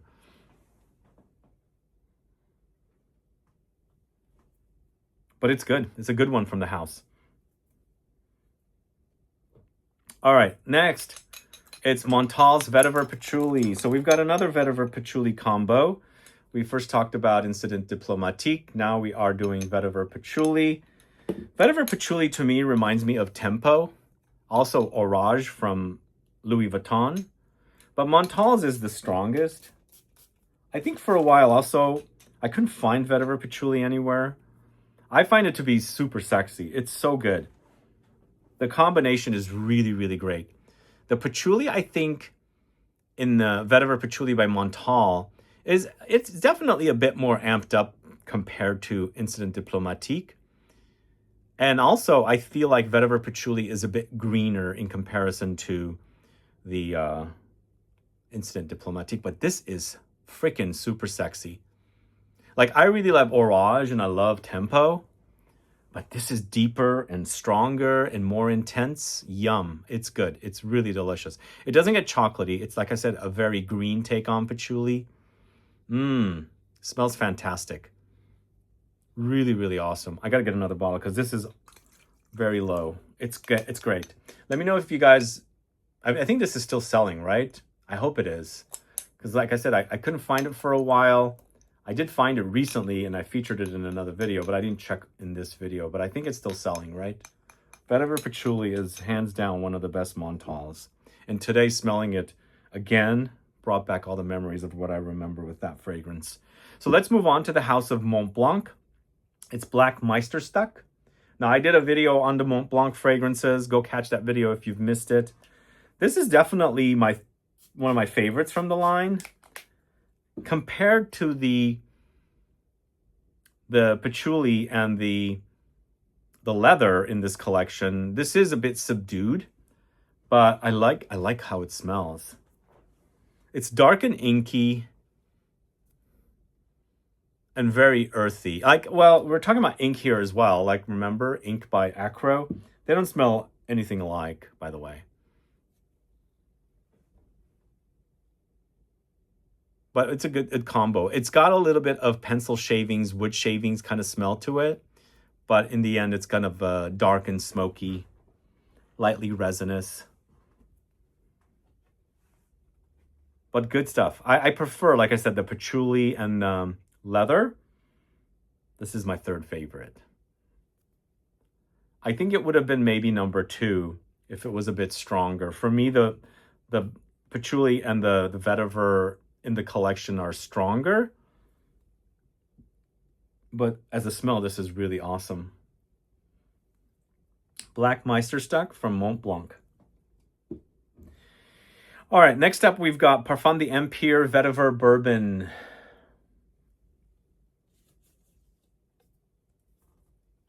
So the word bourbon comes up a lot. It's the name of an island near Madagascar, or somewhere near Madagascar. This is almost as rooty and earthy as the Root de Vetiver. It's funny. Root de Vetiver is talking about the root, the route, but it's very rooty, right? So it's a weird coincidence there. This is very rooty and earthy, but there's a slight vegetal greenness in here and very much spicy as well. But very masculine, like the Root de Vetiver from Maître Parfum et Gantier. This is... yeah, there's a little bit of dampness and you can smell the depth. But I wouldn't say it's as deep as Root de Vetiver. It doesn't get as kind of moldy, kind of damp like Root de Vetiver does. But there's something interestingly spicy in this and also leaning green. It's not fresh at all. It's super spicy and kind of leans green. Vetiver Bourbon. What are your thoughts on this one? From the House of Parfum d'Empire. All right, got 2 fragrances left. We've got one called Vitrim from San Marco. Who's familiar with this brand? This brand is a small indie brand, indie house. They were around for a bit. I think they kind of closed up shop for a while. I think they're kind of back now. This is it's kind of like it has two sides. There's a fresh, spicy, aromatic side and a deep, dark, animalic Vetiver side. I think they do some animalic fragrances quite a bit. The House of San Marco. I don't know if they're launching anything new. I haven't seen anything, but I have this one and Bon Tea. Bon Tea is like a gourmand that's super animalic. This, super rooty, earthy, slightly animalic, dark vetiver, but it starts off kind of fresh and spicy up top.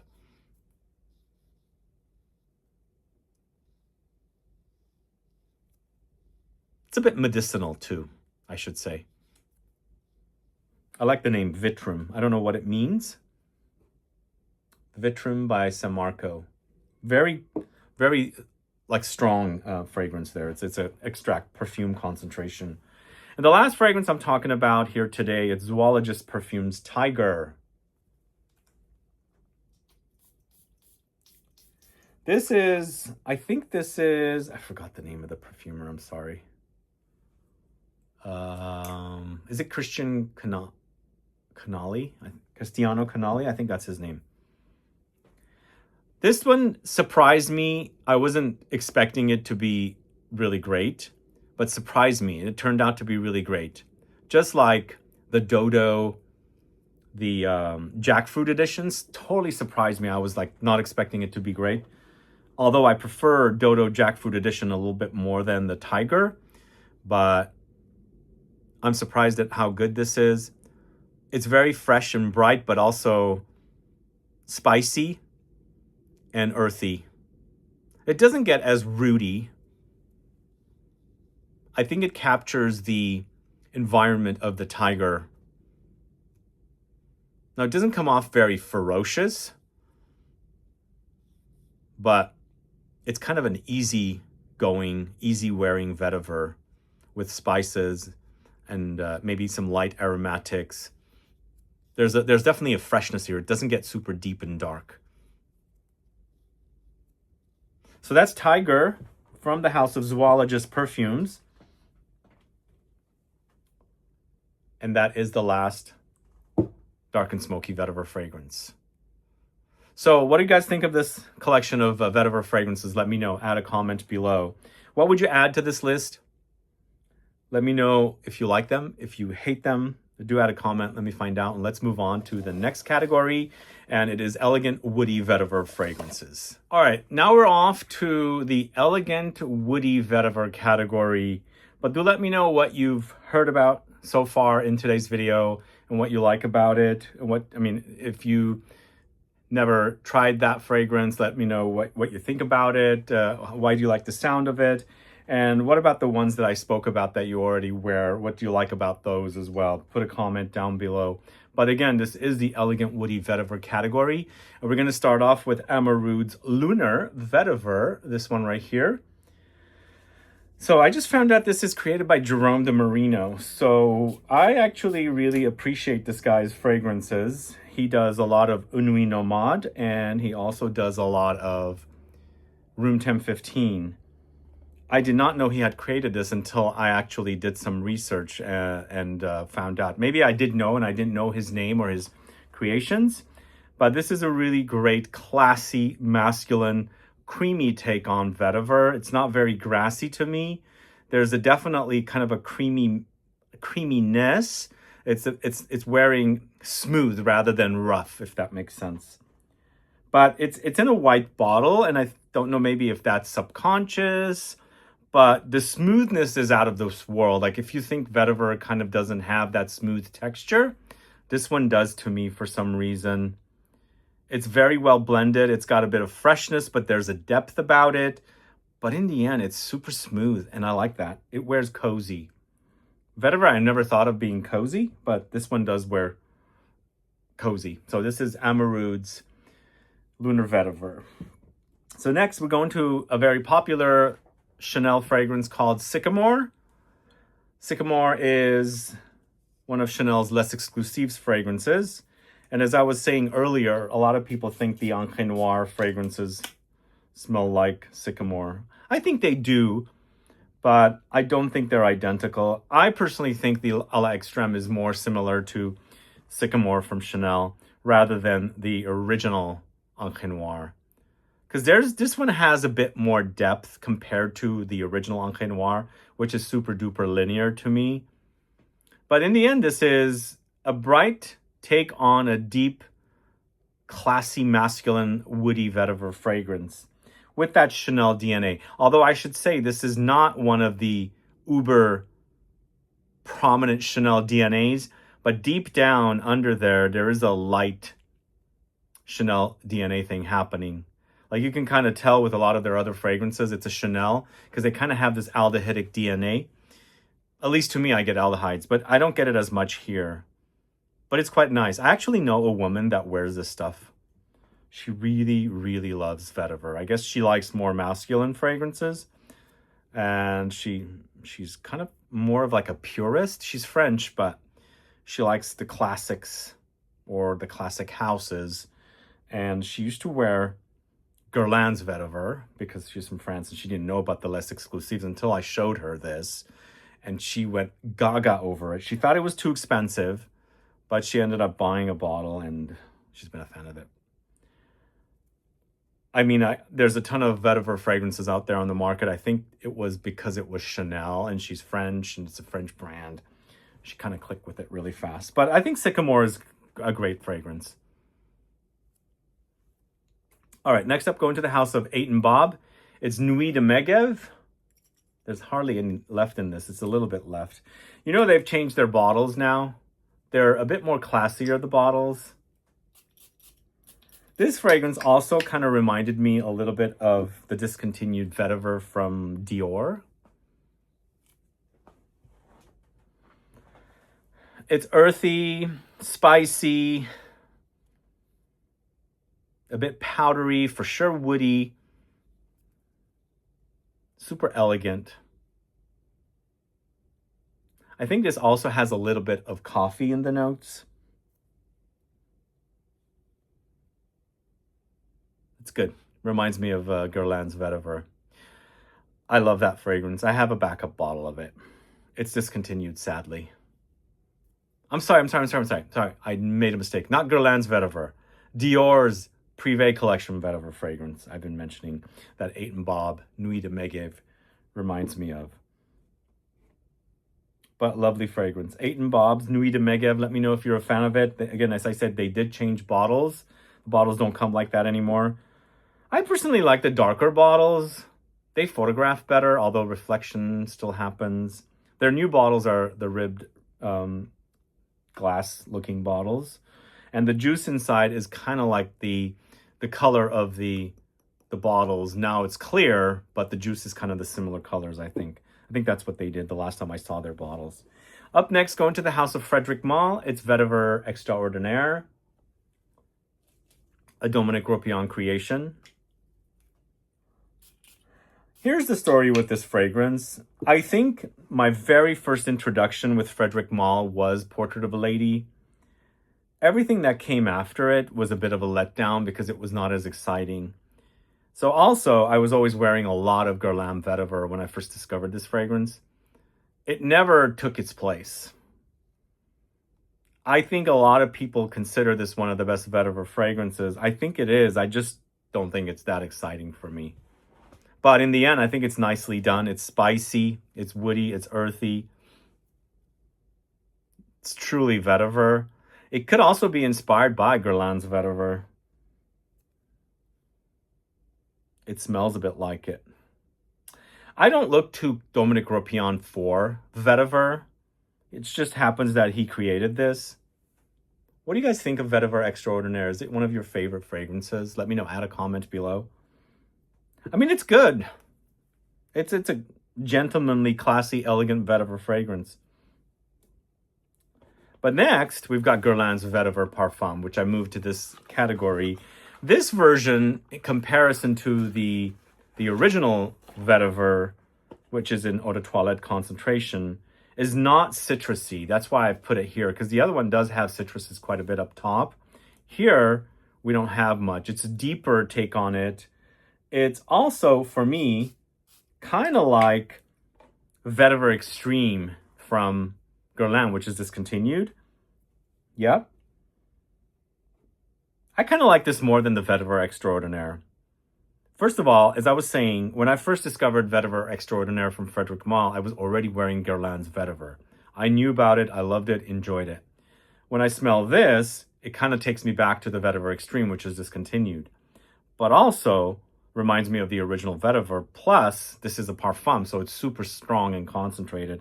It smells really great. I love this. Really super love it. Although within the parfums from Guerlain, I think this is my second favorite, I think. Yeah. My favorite is the Habit Rouge, but this is definitely my second favorite. But still, really, really great quality. I prefer it more than the Frederic Malle. Let me know if you're a fan. And then we've got one more parfum. This is Terre de Hermès parfum from Hermès. It's a much deeper take on the original.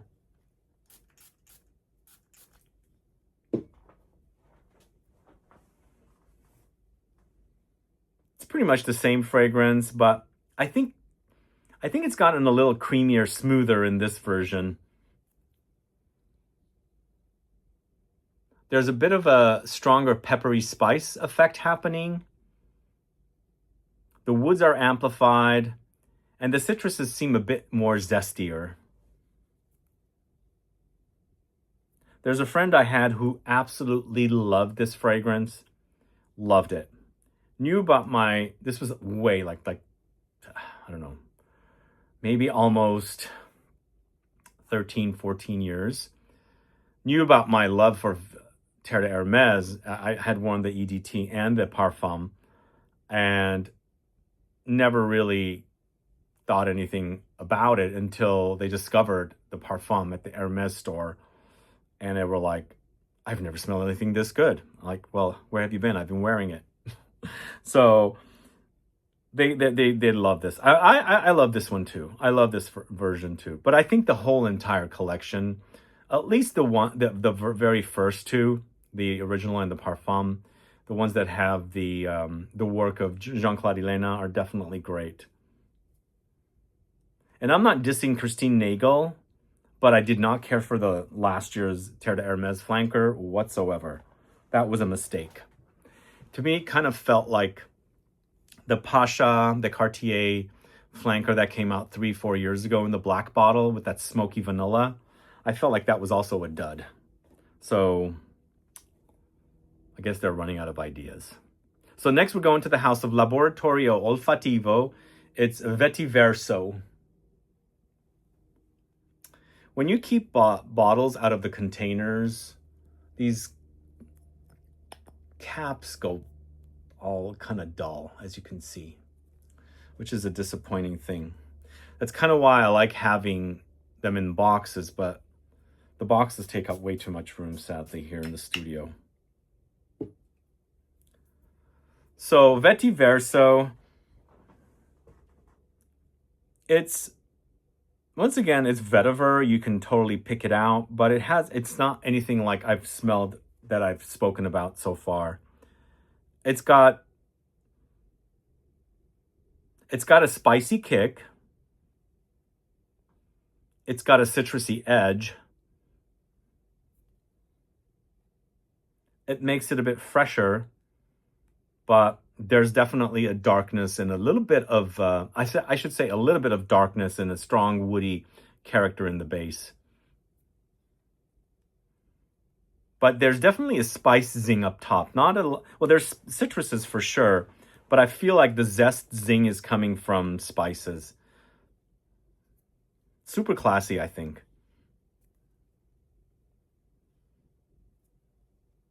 I love this scent. Yeah.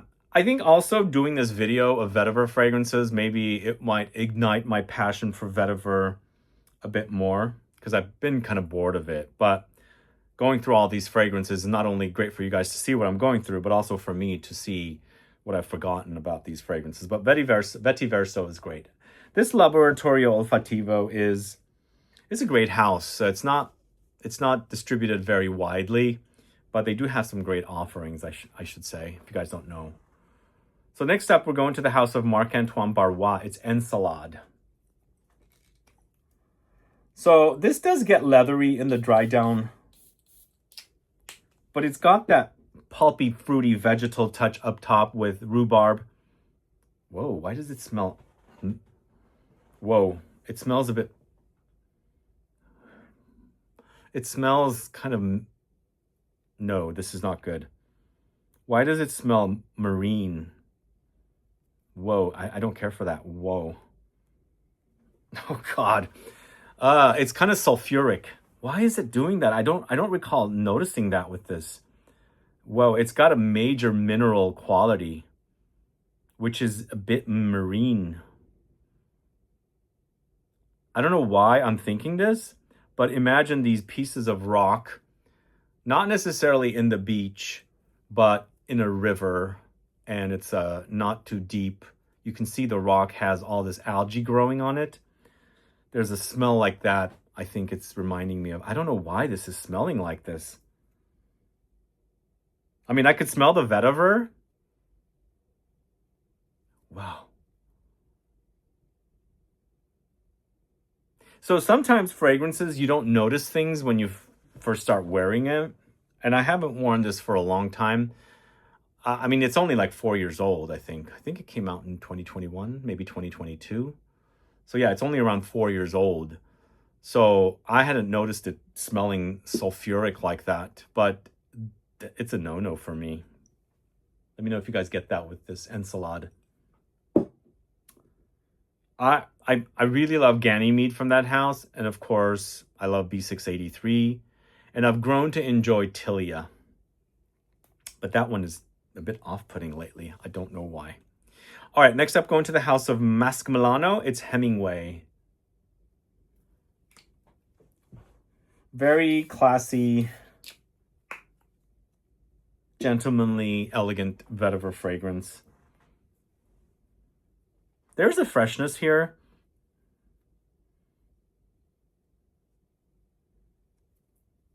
This is Fanny Bal. Fanny Bal used to be at IFF. I think she's at Givaudan now. This has got a very fresh vibe to it. It's fresh, but I think it's developing to get deeper. Well, Fanny Bal does really great work with fresh citrus floral notes. I don't know if this features citrus floral notes. I'm not smelling them. Reminding me of Guerlain's Vetiver. Once it started, it was a bit fresh, and then it kind of develops to that kind of Guerlain Vetiver-like Vetiver. It could be inspired by something like that. I mean, Carvan's not making their Vetiver fragrance anymore. It was out like 10 years ago in the green, tall, thin bottle. That's gone. It's good. Yeah, really good one. Hemingway by Masque Milano. Then we've got Molinard Vetiver. So Molinard was being spoken a lot about probably around 7-8 years ago. 9, maybe 10 years. I think they had USA distribution. They don't anymore. By the way, somebody sent an email the other day. I'm going to be visiting the south of France. Can you let me know where to go? Okay, so if you're going to be in the south of France. So when I go to the south of France, I don't shop a lot for fragrances because it's not known for, like in Paris, when you go, a lot of the niche houses have their own standalone stores now. And if you're visiting the Rue Saint-Honoré near the Place Vendôme in Paris, it's nothing but niche perfume stores, one after another. Like, it wasn't like that 10 years ago, 15 years ago, and 20 years ago when I first started going there was hardly any perfume shops there. But now, every year I go, it's like another perfume shop has opened. Matière Première, Maison Crivelli, BDK, Nichonnet, you name it, everything. Really, literally everything. But I think the first time I noticed these shops was Ex Nihilo in 2015. It was the first time I had heard of that house, and they had just opened. But when I travel to the south of France, I rarely go to any of those kind of stores. There's a few stores that I go, and sorry, this is a segue, but maybe it's a great way to answer if you're watching. So the only perfume shop that I really know that I go that's a niche perfume shop in the south of France is in the city of Cannes, called Taizo, T-A-I-Z-O. They know me. When I went in there for the first time, they recognized me, and every time I go in there, they recognize me. So if you ever go to Cannes, go to that store. But if you go to Grasse or Aise, you can go to Molinard store. Molinard is my favorite of the three stores there. There's Molinard, Fragonard, Gallimard. You can find all three of those stores in either Grasse or Aise, and it's worth going into all three because they have different fragrances. For me, the most mass is Fragonard, the most niche is Gallimard, Molinard is in between. Gallimard is less known, a bit more under the radar. I think Fragonard is more popular, and even you can find their stores in Paris. I think Molinard has stores in Paris as well. But Molinard, I feel like I click most. And the first time I bought this amazing patchouli fragrance was from Molinard, probably like 15 years ago. And I ignited my patchouli obsession then. And so anyway, that's a little segue. That's because I'm speaking about Molinard here. But the Molinard Vetiver, let me spray a little bit more. It's definitely very rooty and earthy, but also very woody and spicy, elegant take on a masculine offering. Yeah. It's spicy, it's woody, it's earthy, not smoky, not dark, pretty straightforward, kind of a woody character here, a woody vetiver fragrance. Maybe it's a bit boring, but I think some people like that kind of a woody strength in a fragrance. So that's Molinard Vetiver, Molinard. Next, going to the house of Montal, Red Vetiver. You can tell that this might be inspired by the DNA of Terre de Hermes, but it is in the style of Montal. For me, it's much drier than any of the Jean-Claude Ellena created Terre de Hermes flankers. Dry, spicy, earthy, woody, peppery. I think that's key for the Terre de Hermes fragrances. There's a peppery spice in the fragrances. And to me, the vetiver in the Terre de Hermes series doesn't get smoky much, if at all. And here, same thing. It's giving me the reminder of the Terre de Hermes DNA, but much drier and also a bit more potent. You guys a fan of Red Vetiver? Not sure why it's called Red Vetiver, but I'll go with it. Next up, going to the house of Mont Blanc once again.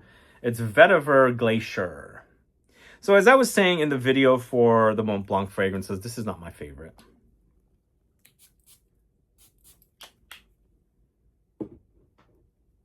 It's okay.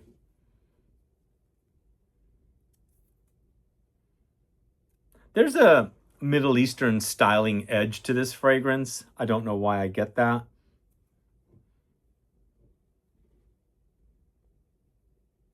It's not bad.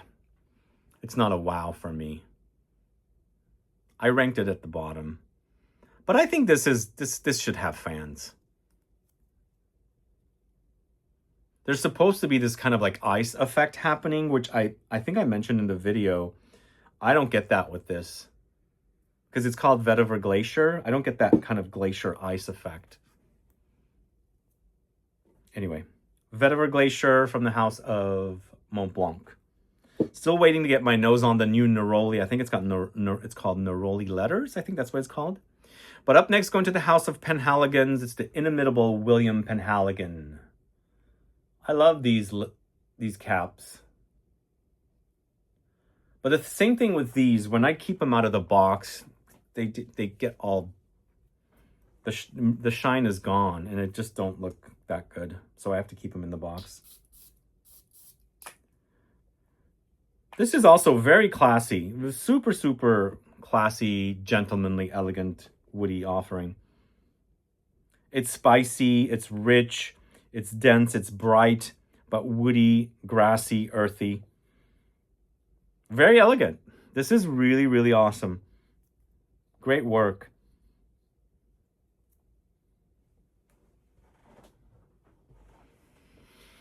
I like this one quite a bit. I didn't realize I was going to like it. But yes, I've worn quite a bit of it. It's been a while since I've worn it, though, as you can see. All right, that's the inimitable William Penhaligon from the House of Penhaligons.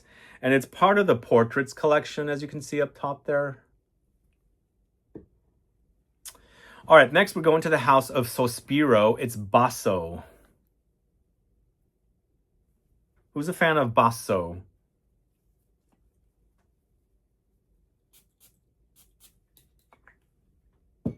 I think this one is kind of a bit inspired by Bal d'Afrique. I don't find it to be super identical, but there is a touch reminder there of Bal d'Afrique. But this is definitely a lot more potent and not as smooth. There's a slight medicinal aromatic edge about it. It's fine.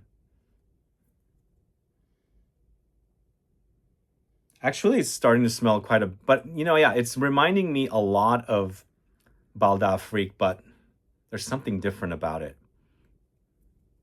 They've twisted it, for sure. Like I said, there's a slight medicinal edge. So that is Bal d'Afrique. I'm sorry, that's not Bal d'Afrique. That's Basso from the House of Sospiro. All right, next, Celle de Vetiver from the House of the Different Company. So this was gone for a while. I think it's back now.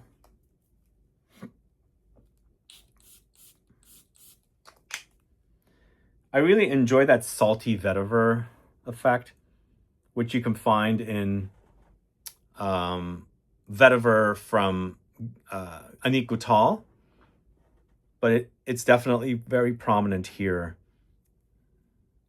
It's a great scent, super classy, salty, earthy, but very elegant, very classy and gentlemanly. Who's a fan? Celle de Vetiver. I think I need to get a new bottle. My bottle is smelling its age. All right, the last fragrance we're talking about is from the House of the Tom Ford world of fragrances. It's Grey Vetiver Parfum. As I mentioned, the original I featured in the citrusy category, but we are no longer in the citrusy category here. I think there's citrus floral notes, but this is super duper woody, earthy, and also sharp and metallic. There's a screechy metallic quality about this. But you definitely pick up the vetiver. It's there, it's deep, it's rooty, earthy. It's dense. It's not one of my favorite parfums from the House of Tom Ford. I think I prefer the citrusy one, the EDP more, but it's not bad. And I think when you look at the color of this bottle, how metallic it is, you will see the kind of fragrance you're going to wear. It's kind of screechy metallic.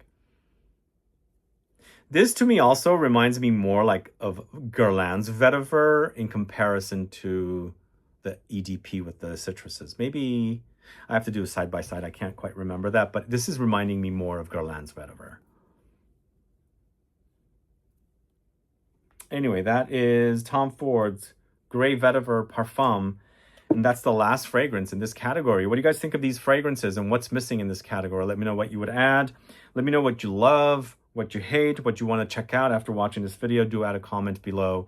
And let's move on to the exotic spiced vetiver category. All right, gang, we are now moved on to the exotic spicy vetiver category. And we don't have a huge category here. We've got 9. But you know what? You're going to find spicy vetiver fragrances in the other categories as well. But I kind of wanted to, section it off to some fragrances that come off super spicy in comparison to some of the other fragrances, the Vetiver focused fragrances that are, spicy. So we're going to start off first with Bella Bellissima Vetiver Spice. Do you guys know this brand? I don't know what has happened. I just, on my first trip to London, was it my first trip? No, it was my second trip. I discovered the brand and I bought 3 bottles of fragrance from them, 2 maybe. And I thought they were all the hot rage, but I think they kind of slipped a little bit and they kind of came back on the scene. I made sure this is still selling. In the end, it's kind of a very fresh but super spicy take on Vetiver. It does make it a little bit easier to wear. But again, I bought this on the spot because I really fell in love with it. And I was also at the time really, really into Vetiver. Kind of gotten a little bored of it, as I keep saying. But if you can get your hands on this, it's really great. It's fresh and spicy, but really super duper spicy with the Vetiver. With the Vetiver, you still have those earthy elements, but the fresh spices and all the spices that are in here give it a lift so that, like heaviness, the weightiness, because it's a base note, so it's the heaviest note. It's one of the heaviest notes in the fragrance. It kind of lifts it up and makes it a lot easier to wear, if that makes sense. This one's really, really great. I still love it. I have this stored away in the box, and it's been about 10 years since I've had it, but it still smells great today. Really, really wonderful. So that is Vetiver Spice from Bella Bellissima. And then do let me know if you guys know what's going on with that house. Now, we've got, it's Binet Papillon, #1 Alchemist Pepper. So the word pepper is in the name, but there's a lot of Vetiver here. And this is also a very, very spicy, peppery take on Vetiver from the house of Binet Papillon. Ooh, very, very, very, very, very peppery, spicy. Ooh, yes. That's quite raw peppery, but also a bit smoky too. This could have gone into the dark, smoky Vetiver category. Although, to me, I always mentioned peppery, black peppery notes do have a smoky, incensey quality to me, and vice versa. But this is quite pepper. But beyond the pepper, it's definitely lots of Vetiver. This is definitely much more kind of raw spiciness. And I think it's appropriate for this with the exotic kind of theme, because it does come off kind of exotic. It's definitely exotic spicy. All right, so that is Binet Papillon #1 Alchemist Pepper. Then we're going to go to Clive Christian's El Red Tea Vetiver. Red tea, rooibos tea. I just had some the other day. One of my favorite. You know what? I just heard something right next door. Sometimes birds fly. I'm on the 7th floor. And I've got a window. I think I heard something. I think it's a bird. But with this one, the rooibos is what's giving us the spicy, exotic character with the Vetiver. But it does add a freshness. And to me, it really has a very red tea-like touch. Like, I know what the flavor of red tea is. I've had it plenty of my lifetime. There's a tea that I have from Mariage Frere called Rouge Bourbon. Oh man, if you have any curiosity for something super delicious, you should try that. Not fragrance, that tea. It's red tea, and it has this super luxurious kind of thick, almost slightly caramelly, the way they produced it. But in the end, it's red tea, so it's no caffeine. It's a great nighttime tea. You just drop in a little bit honey or maybe some agave to sweeten it up a little bit, and it comes off like dessert. It's super yummy. And this Clive Christian El Red Tea Vetiver, the red tea part does smell like red tea. It's like super authentic. But beyond that, it's quite spicy, really super duper spicy, and very, very earthy Vetiver. I think the red tea in this one does cause this relaxed feel. Super smooth. It's very refined fragrance.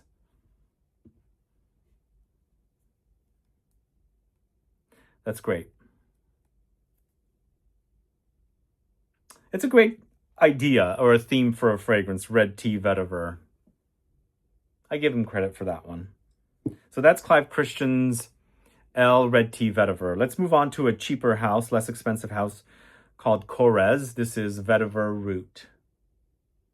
So Vetiver Root, I mean, this fragrance, I was buying a lot of these fragrances from this house during the pandemic. I haven't bought much for a long time. They were around $45 or $55, and they would have promotions all the way up to like 40% off. It would be really cheap. I think the prices on these fragrances have gone up much higher.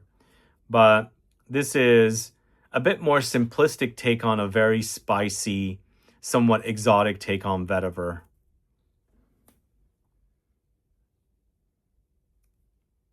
There's also tea in this one.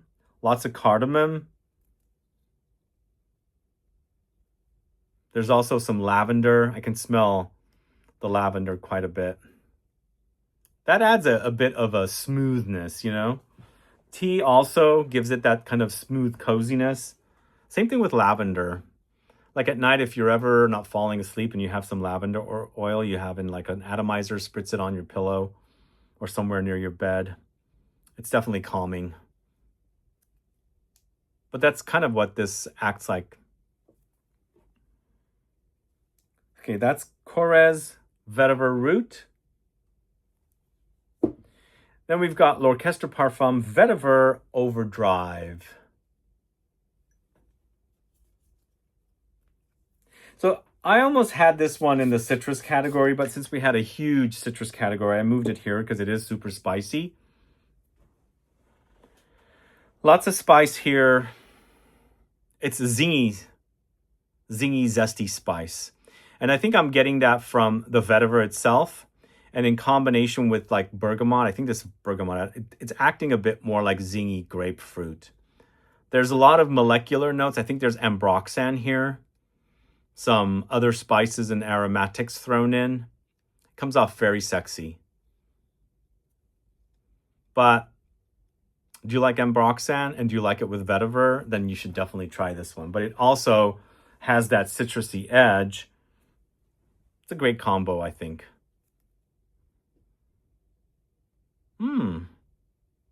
I could see myself totally drenching myself with that fragrance. To me, I don't know what it is. It's reminding me a little bit of Tigar. A little bit. I think it's the citruses and the ambroxan that kind of gives me that kind of a vibe a little bit. It doesn't smell like it. It just reminds me of it. Anyway, that is Vetiver Overdrive from L'Orchestre Parfum. All right, I think this is the most exotic spiced vetiver fragrance in this category. It's Sultan Vetiver. Are you guys familiar with this one?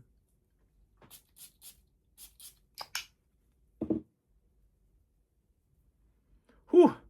This is also really super rooty, like deep in the earth. Wow. That's major vetiver statement. It's deep, exotic, spiced, but super, super earthy. It's coming off a little bit moldy as well. There's a wetness about it, and just imagine leaving something in water. It gets kind of moldy. I'm not saying that it's not pleasant, but there is that kind of a characteristic with this,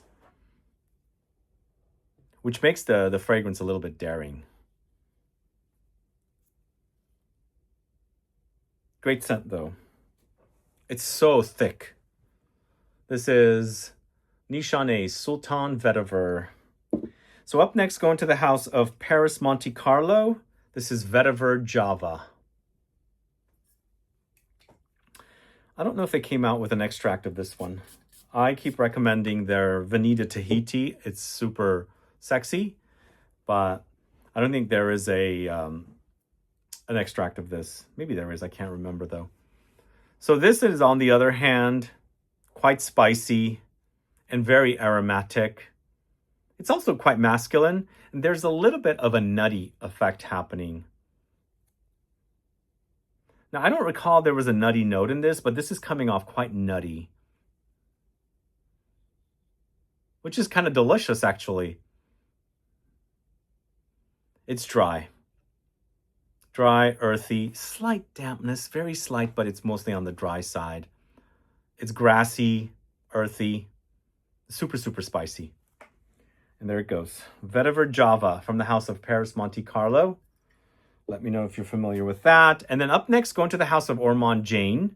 This is Vetiveria. Vetiveria is so super spicy. It's got that Timur pepper that adds a really, really intense punch of spice. But it's also very, very citrusy. The lime note also comes off a bit spicy. Whoa, very spicy. Whew, super, super duper. This, to me, has two sides. The spicy, citrusy side and the earthy, woody side. The earthy, woody side doesn't really appear much until, it's in the later stages. Because up top, it's major zing with the overdose of the spices and the citruses. The words zing and spice is really, really prominent with this. It's the Timur pepper, but it's also quite peppery. Like, it has, Timur, I believe, has the grapefruit effect. So it intensifies the citrusy effect that's in here. So that's Vetiveria from the house of Ormond Jane. And then last but not least, in the exotic spiced vetiver category, we've got Mr. Vetiver from the house of Nuit Nomade. Who's a fan of this one? I'm a big fan of the house. I recently did a video on modern French houses post-2012. This house was featured at #1. And this, on the other hand, it is very, very spicy, but kind of straightforward spices and woods together. There's some slight astringent tartness there.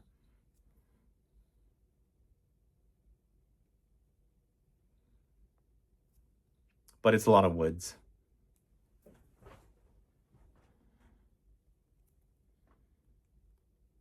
It's not one of my all-time favorites from the house. You guys know which I like from this house. In fact, we have them featured in one of our recent Scent Club kits. Their, what is it called? Chemin de Monde is part of our Scent Club kit. But I think this is, very easy to wear, but overdosed with a lot of spices and the earthiness of the vetiver. It's called Mr. Vetiver in the end. Mr. Vetiver from the house of Nuit Nomade. And that's the last fragrance in the exotic spiced vetiver category. Let me know your thoughts on these fragrances. Do you like them? Do you hate them?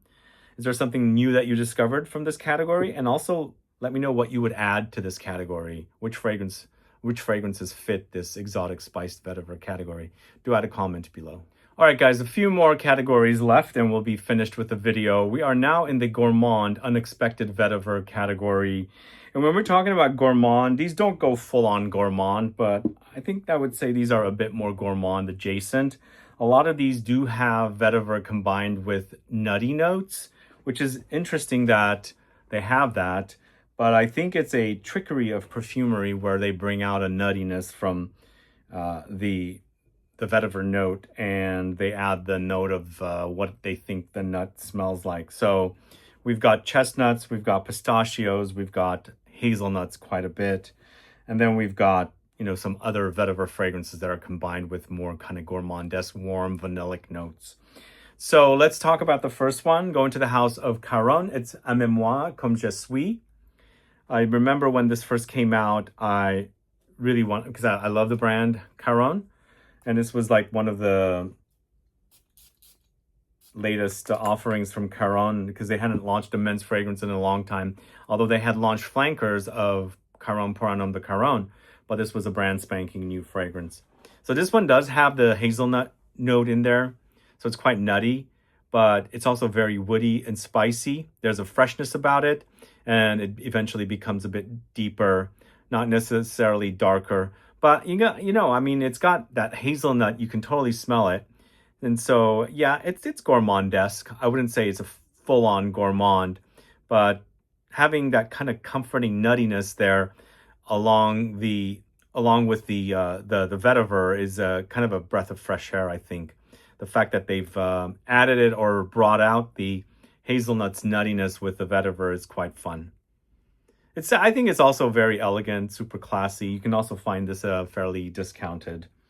And the latest, most recent offering for men from the House of Caron is Caron comme Aimez-moi comme je suis is what it's called. Up next, going to the House of État Libre Orange, it's Fat Electrician.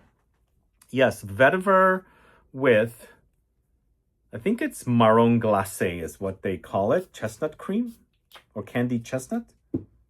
This one to me acts a bit more gourmand, which is kind of fun. For vetiver, it's different. There's a creamy effect, which for me, vetiver doesn't come off super creamy. And I like that here. I like the creaminess here that you can actually notice. So this, I think, goes a bit more gourmand than some of the other ones. It's super cozy, but it doesn't mean you're covering up the smell of the vetiver, because the vetiver is there. You're smelling the vetiver, and it's pretty prominent. But you have a kind of a creamy, nutty, gourmand thing happening against the vetiver, which makes it super cozy and delicious. I think I'm still not tired of this fragrance. It's been around for a while. I think it launched in 2006 when the brand launched. Great name, Fat Electrician. Who would call a fragrance Fat Electrician? They did. Then we're going to the House of Frappin. It's Attendre and Esper. I'm having a hard time saying the name of this one. But this is also another nutty fragrance, another nutty vetiver fragrance. This time we're talking about walnuts, not hazelnuts, not pistachios, but walnuts. Do you actually smell the walnuts? Yes, a little bit in there. It's interesting. I have picked quite a few walnuts myself. There's a delicacy of picking green, unhardened walnuts to make them into a jam. So when you're touching those walnuts, there's this distinct nutty, green, bitter smell that eventually, when you're picking a lot, it gets on your hands. They have brought it here in this fragrance. Not super strong, but you can kind of pick it up. It's almost like, to me, the raw walnuts before it's hardened and developed into shell, because it's a bit more like skin when it's first growing. But you kind of have that here a little bit. Eventually, this also gets a bit sweet. So it does turn into a little bit of a gourmand, but still there's a lot of vetiver here. Woods, grassy vetiver, definitely pretty solid offering. It's very underrated here, I think, but I think it smells great. I don't get the name, but it is French. Sorry, I'm not understanding it, but I should probably look it up. Anyways, Attendre and Esper. I'm definitely not pronouncing it correctly. So next up, going to the House of Guerlain, it's Vetiver Fauve. So this came out late last year in the L'Art et la Métier collection. At first smell, I thought it was pretty good. It kind of reminded me of other Guerlain Vetiver fragrances, but as I'm starting to wear it, I'm not liking it as much.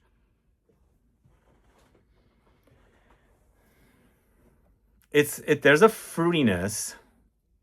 Again, just also keep in mind, I said it's kind of gourmand, but it's more gourmand adjacent. I don't think these are super duper gourmand. The fact that this has a lot of fruits, to me, it reminds me of melons.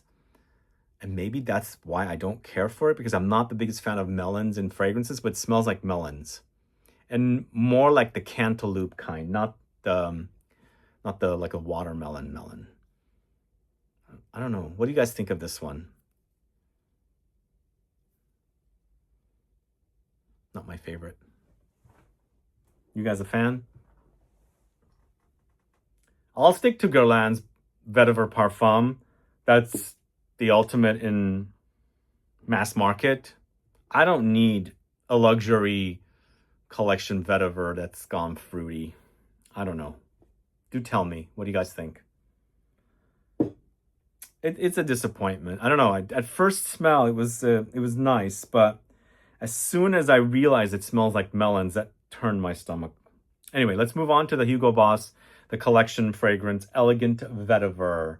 So this is a fragrance that has the pistachio note with vetiver.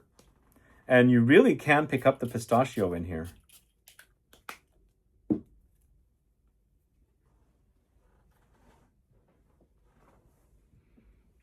I love eating pistachios. And again, gourmand adjacent. Not quite full-on gourmand, but the fact that it has that nuttiness of the pistachio, it's gourmand adjacent because, you know, it's kind of sweet and edible with earthy and woody. The price on this collection is going down. I think there's a lot of stock out there that's not selling. I don't think this collection ever caught on.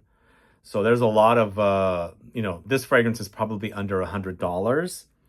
But the original price on these fragrances is 100 ml for $320. So under $100, you're saving a lot of money. So if you're in the market, I just bought another one. But I've already shot my video of the collection. It should air very soon. I just said the collection. It's called the collection. The Hugo Boss, the collection. Anyway, yeah, I shot the video. It should air very soon. Although I had shot it a long time ago, I'd forgotten about it. But this is really, really nice. Not over the top amazing, but I like that combination of vetiver with pistachio. And the kind of pistachio it is, it's like roasted. I can smell that little roasting kind of smell to it. So that's Elegant Vetiver from the house of Hugo Boss, part of the collection from Hugo Boss. Next, going to the house of Jo Malone. It's Vetiver in Golden Vanilla. So early on in the early 2000s, when I first discovered Jo Malone, there were two Vetiver fragrances. Both of them were so good. Those got discontinued. I wish they brought them back, but they got discontinued. They were also masculine leaning, and I think the brand overall is feminine leaning. So I think maybe that's why they got rid of them. But I loved both of those Vetivers, and I wore them. One of them was darker. One of them was really bright. But this one came on the scene like 6-7 years ago. And once again, it's gourmand adjacent. But this one, I think, just like the Fat Electrician, has a little bit more of sweetness to it. More of the balancing of that warmth and sweetness against the grassiness and the woodiness of the vetiver. But it smells great. Really, really lovely. It's a bit spicy. Definitely very woody. Lots of grassiness. Pepper too. There's a little bit of peppery spice in here. Who's a fan of this one? And have you guys tried the previous versions of the Vetiver fragrances from and Jo Malone? Add a comment below. Like Jo Malone, like early in the 2000s, maybe like 2004, 5, 6, around then is when I remember the Vetiver from this, two different Vetiver fragrances from this house. They also used to have a fragrance called Blue Agave and Cacao. Really obsessed with that. I think they brought that one back though. All right, let's move on to the house of Jacques Fat. It's Vetiver Gris. Now, Jacques Fat had Le Loden, which got discontinued. And then they launched this, created by Jean-Christophe Hérault. This Vetiver Gris is also nutty. It's hazelnuts. So in the end, it's, you know, slightly gourmand adjacent, I think. But between all the nutty fragrances, this is the least nutty, I think. At least to me it is. It's also a bit peppery, and there's a freshness about it. But in the end, there's that earthy, woody vetiver in the base. This, I think, warm weather, lovely, lovely fragrance. It's created by the perfumer that made Aventus. So he's added that kind of freshness, even though it's nutty and woody and earthy. Let me know if you're familiar with Vetiver Gris from the house of Jacques Fat. Next up, it's Parlez-moi de Parfum Woody Perfecto 107. And this one has the coffee thrown in with the vetiver. Once again, it's not super duper gourmand. I don't think they've done... I don't think I've seen a vetiver focused fragrance that goes fully gourmand. If you know of one, let me know. But what I like about this, it's all woods. And you've got that hint of that kind of dark roasted coffee. Very lightly.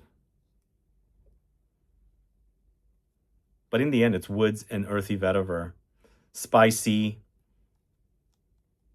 Peppery. So that's Woody Perfecto from Parlez-moi de Parfum. I kind of like the labeling they do on these. It's almost like hand stuck on there. All right. And the last fragrance, it's Serge Lutens Vetiver Oriental. Do they make this anymore? I think they do. By the way, guys, recently I did a video on discounted fragrances. I've been doing them once a week. In one of the videos, I discussed Serge Lutens fragrances and how one of the fragrances was discounted. I think it was L'Orpheline. And I also mentioned I looked up on the USA Serge Lutens website and I couldn't find any fragrances. Sure enough, about a week after, I received an email from Serge Lutens USA saying, all our fragrances are back online now. Or something like, fragrances are back online now. So I apologize for saying, are they just removing fragrances? Which there was no fragrances left. So when I got that email, I realized they were doing some website thing. I don't know what they were doing, backing up or updating or whatever. But apparently the fragrances are back up on the USA Serge Lutens website. So let's talk about Vetiver Oriental. So even though I'm calling this like gourmand or unexpected vetiver, I think the warmer ambery notes that are in here is what's giving me that kind of slight gourmand edge. Once again, it's not, but it's kind of ambery and resinous and very, very sexy. That smells good. Serge Lutens, probably one of the best houses for niche fragrances. I don't know, maybe better before than now, because I think a lot of brands adapt to what people are buying now. But this is great. Really love Vetiver Oriental. Love it. Let me know if you're familiar with Vetiver Oriental from Serge Lutens. Look at the juice is kind of gray. Very interesting color for fragrance. But awesome smell, Vetiver Oriental. Let me know if you're familiar with that. Let me know what you think about these fragrances here in the gourmand, unexpected vetiver category. Let me know if you know of anything else that would go in this category. Do you know of a vetiver fragrance that's super duper gourmand? Let me know. Add a comment below. And what do you guys think of these? Do you enjoy them? Do you hate them? Do let me know. And thanks so much for sticking around. We've got one more category. This is the discontinued vetiver fragrances category. All right, guys, last but not least, we have the discontinued vetiver fragrances that if you can get your hands on, get them because they are some really great ones. Let's start with Etrose Vetiver. Oh, it's good, but I only have a little bit left. And according to people that have worn the Etrose Vetiver, the version before the one I have is even better. But this was really awesome, this vetiver fragrance. It's deep, rich, dense, even though it's an eau de toilette, earthy, spicy, woody. There's a slight booziness there. Oh, I love that. That booziness kind of reminds me of the booziness in Private Label from Javoy. But it's good. I think my bottle is a bit old though. It is a tester I bought a long time ago. So I'm missing one of my Carven Vetivers. I've listed Carven Vetiver twice here to talk about, but I can't find the other one. It's the green one. It was a thin green bottle, but I have the version before that. This Vetiver, well, I should go back to Carven's Vetiver came before Guerlain's Vetiver, according to my, oh, okay, we just lost the top of this. So I'm not gonna, I think we are, I can smell it. Sad it's not working very well. It's a bit sticky, but there's a smooth creaminess about that that I don't get from the Guerlain. And I don't know which version this is. And the last version of Carven Vetiver in the green bottle was also not like this. This version is super smooth and creamy, which I really, really love. But sadly, it's discontinued if you can find it. Because I bought this for really, really cheap, probably 10 years ago. I love this. Really great. And then the green one came out after this, and it was good. But I think this version was a bit more thicker, denser, and creamier. But this version I forgot to list down, and as I was going through my vintage fragrances up there, Eau Vetiver from L'Occitane. Oh my God, it's good. Really, really great Vetiver fragrance. Come on, don't break on me. Super fresh. This one also has a creaminess. It's a smooth creaminess, but it's much fresher than the Carven Le Vetiver. Wow, it's good. This is good. I can't believe it still smells so good. Unfortunately, the Etro is a bit old smelling, but this is very, very new smelling. It doesn't seem like it's kind of gotten tired. Yeah, they discontinued this one, sadly, but this is one of my favorite Vetivers from a long time ago. Eau Vetiver from the house of L'Occitane. And then we can't forget this one. This is Byerly from the house of Marley. Super awesome fragrance, but I don't think this sold compared to some of their other fragrances at Marley. It's also a dark smoky vetiver. Very dark and smoky. Ooh, I like that. But there's definitely a fireplace smokiness here with this one. So they've brought out the smoky side of vetiver. And obviously, Marley came out with a new vetiver called, Perseus with the grapefruit.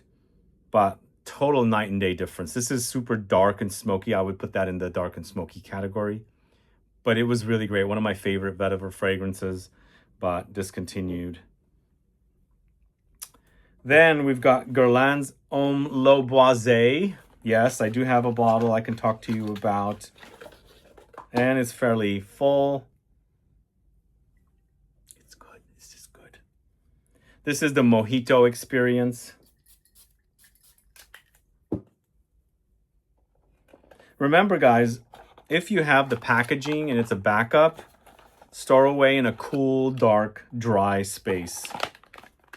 This is dark. Cool. It's air conditioned in here. Dry also. Cool, dark, dry space. But yeah, this is, you can smell the mint. It's like a mint mojito. This is more than the original Homme. Its freshness gives you the mint mojito vibe more. But it's also kind of grassy vetiver underneath it all. So also, I can't find my bottle of Annick Goutal Vetiver, and I already spoke about the Lalique Encre Noire Sport, which reminds me of it. Annick Goutal Vetiver was salty, kind of spicy vetiver, which I don't have here. But I do have L'Artisan's Cœur de Vetiver Sacre, really, really great fragrance.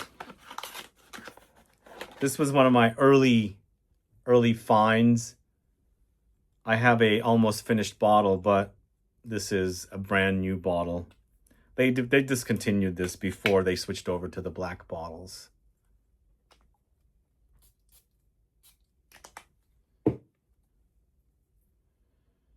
This was a fruity Much better than the fruitiness from Vetiver Fauve by Guerlain. This is the era of L'Artisan that was making really awesome niche offerings, because this is definitely way more niche than what niche has become nowadays. And I can see why they discontinued, because I don't think it's very mass appealing, but it does smell really great. And this bottle still smells fresh like yesterday. And once again, it's kept in this box, stored really perfectly. A great fragrance. I wore so much of that early on. Cœur de Vetiver Sacre from the house of L'Artisan. And the last fragrance I'm going to talk about is Lubin's Le Vetiver. Vetiver. Is Lubin still around? I've been to their store a long time ago, like 10 years ago in Paris. I wore quite a bit of this one too. This is not super adventurous, very... It has similarities to Guerlain Vetiver. Yeah. In fact, it reminds me of it quite a bit. Very much so. Wow. It's a good one. But it does remind me of Guerlain Vetiver. But it's discontinued. Le Vetiver. I love the bottle too. All right, those are the discontinued fragrances, and I'm sorry I don't have the green bottle of Carven Vetiver, and I don't have my Annick Goutal Vetiver to show you, but I was able to show you these. But thanks so much for watching today's video, guys. I know it's a long one. Deep dive videos tend to be long. Don't forget to stick around for these videos to appear in their own little sections as individual videos with an introduction and an outro. So in case you want to catch them again, but this time edited with visuals and everything. Also, let's go back to Scentfest SF, guys. If you haven't visited the website yet, or actually watch the video, watch my video announcing Scentfest SF. It's a new fragrance festival happening here in San Francisco. And so it's happening on June 26, 27, and 28 at an awesome venue called Fort Mason. And you'll come and discover awesome fragrances, experience different interactive things that we're going to have set up, and then also attend panels, discussions on fragrances and things like that. So definitely check it out. I'll link to the video here, and you can watch that announcement video and go get your tickets because we have some early bird pricing. But again, thanks so much for watching today's video. If you have any questions or comments, please list below. Please like the video, give it a thumbs up, subscribe to the channel if you haven't yet, and I'll be back with more videos very soon. Have a good one, guys. Bye-bye.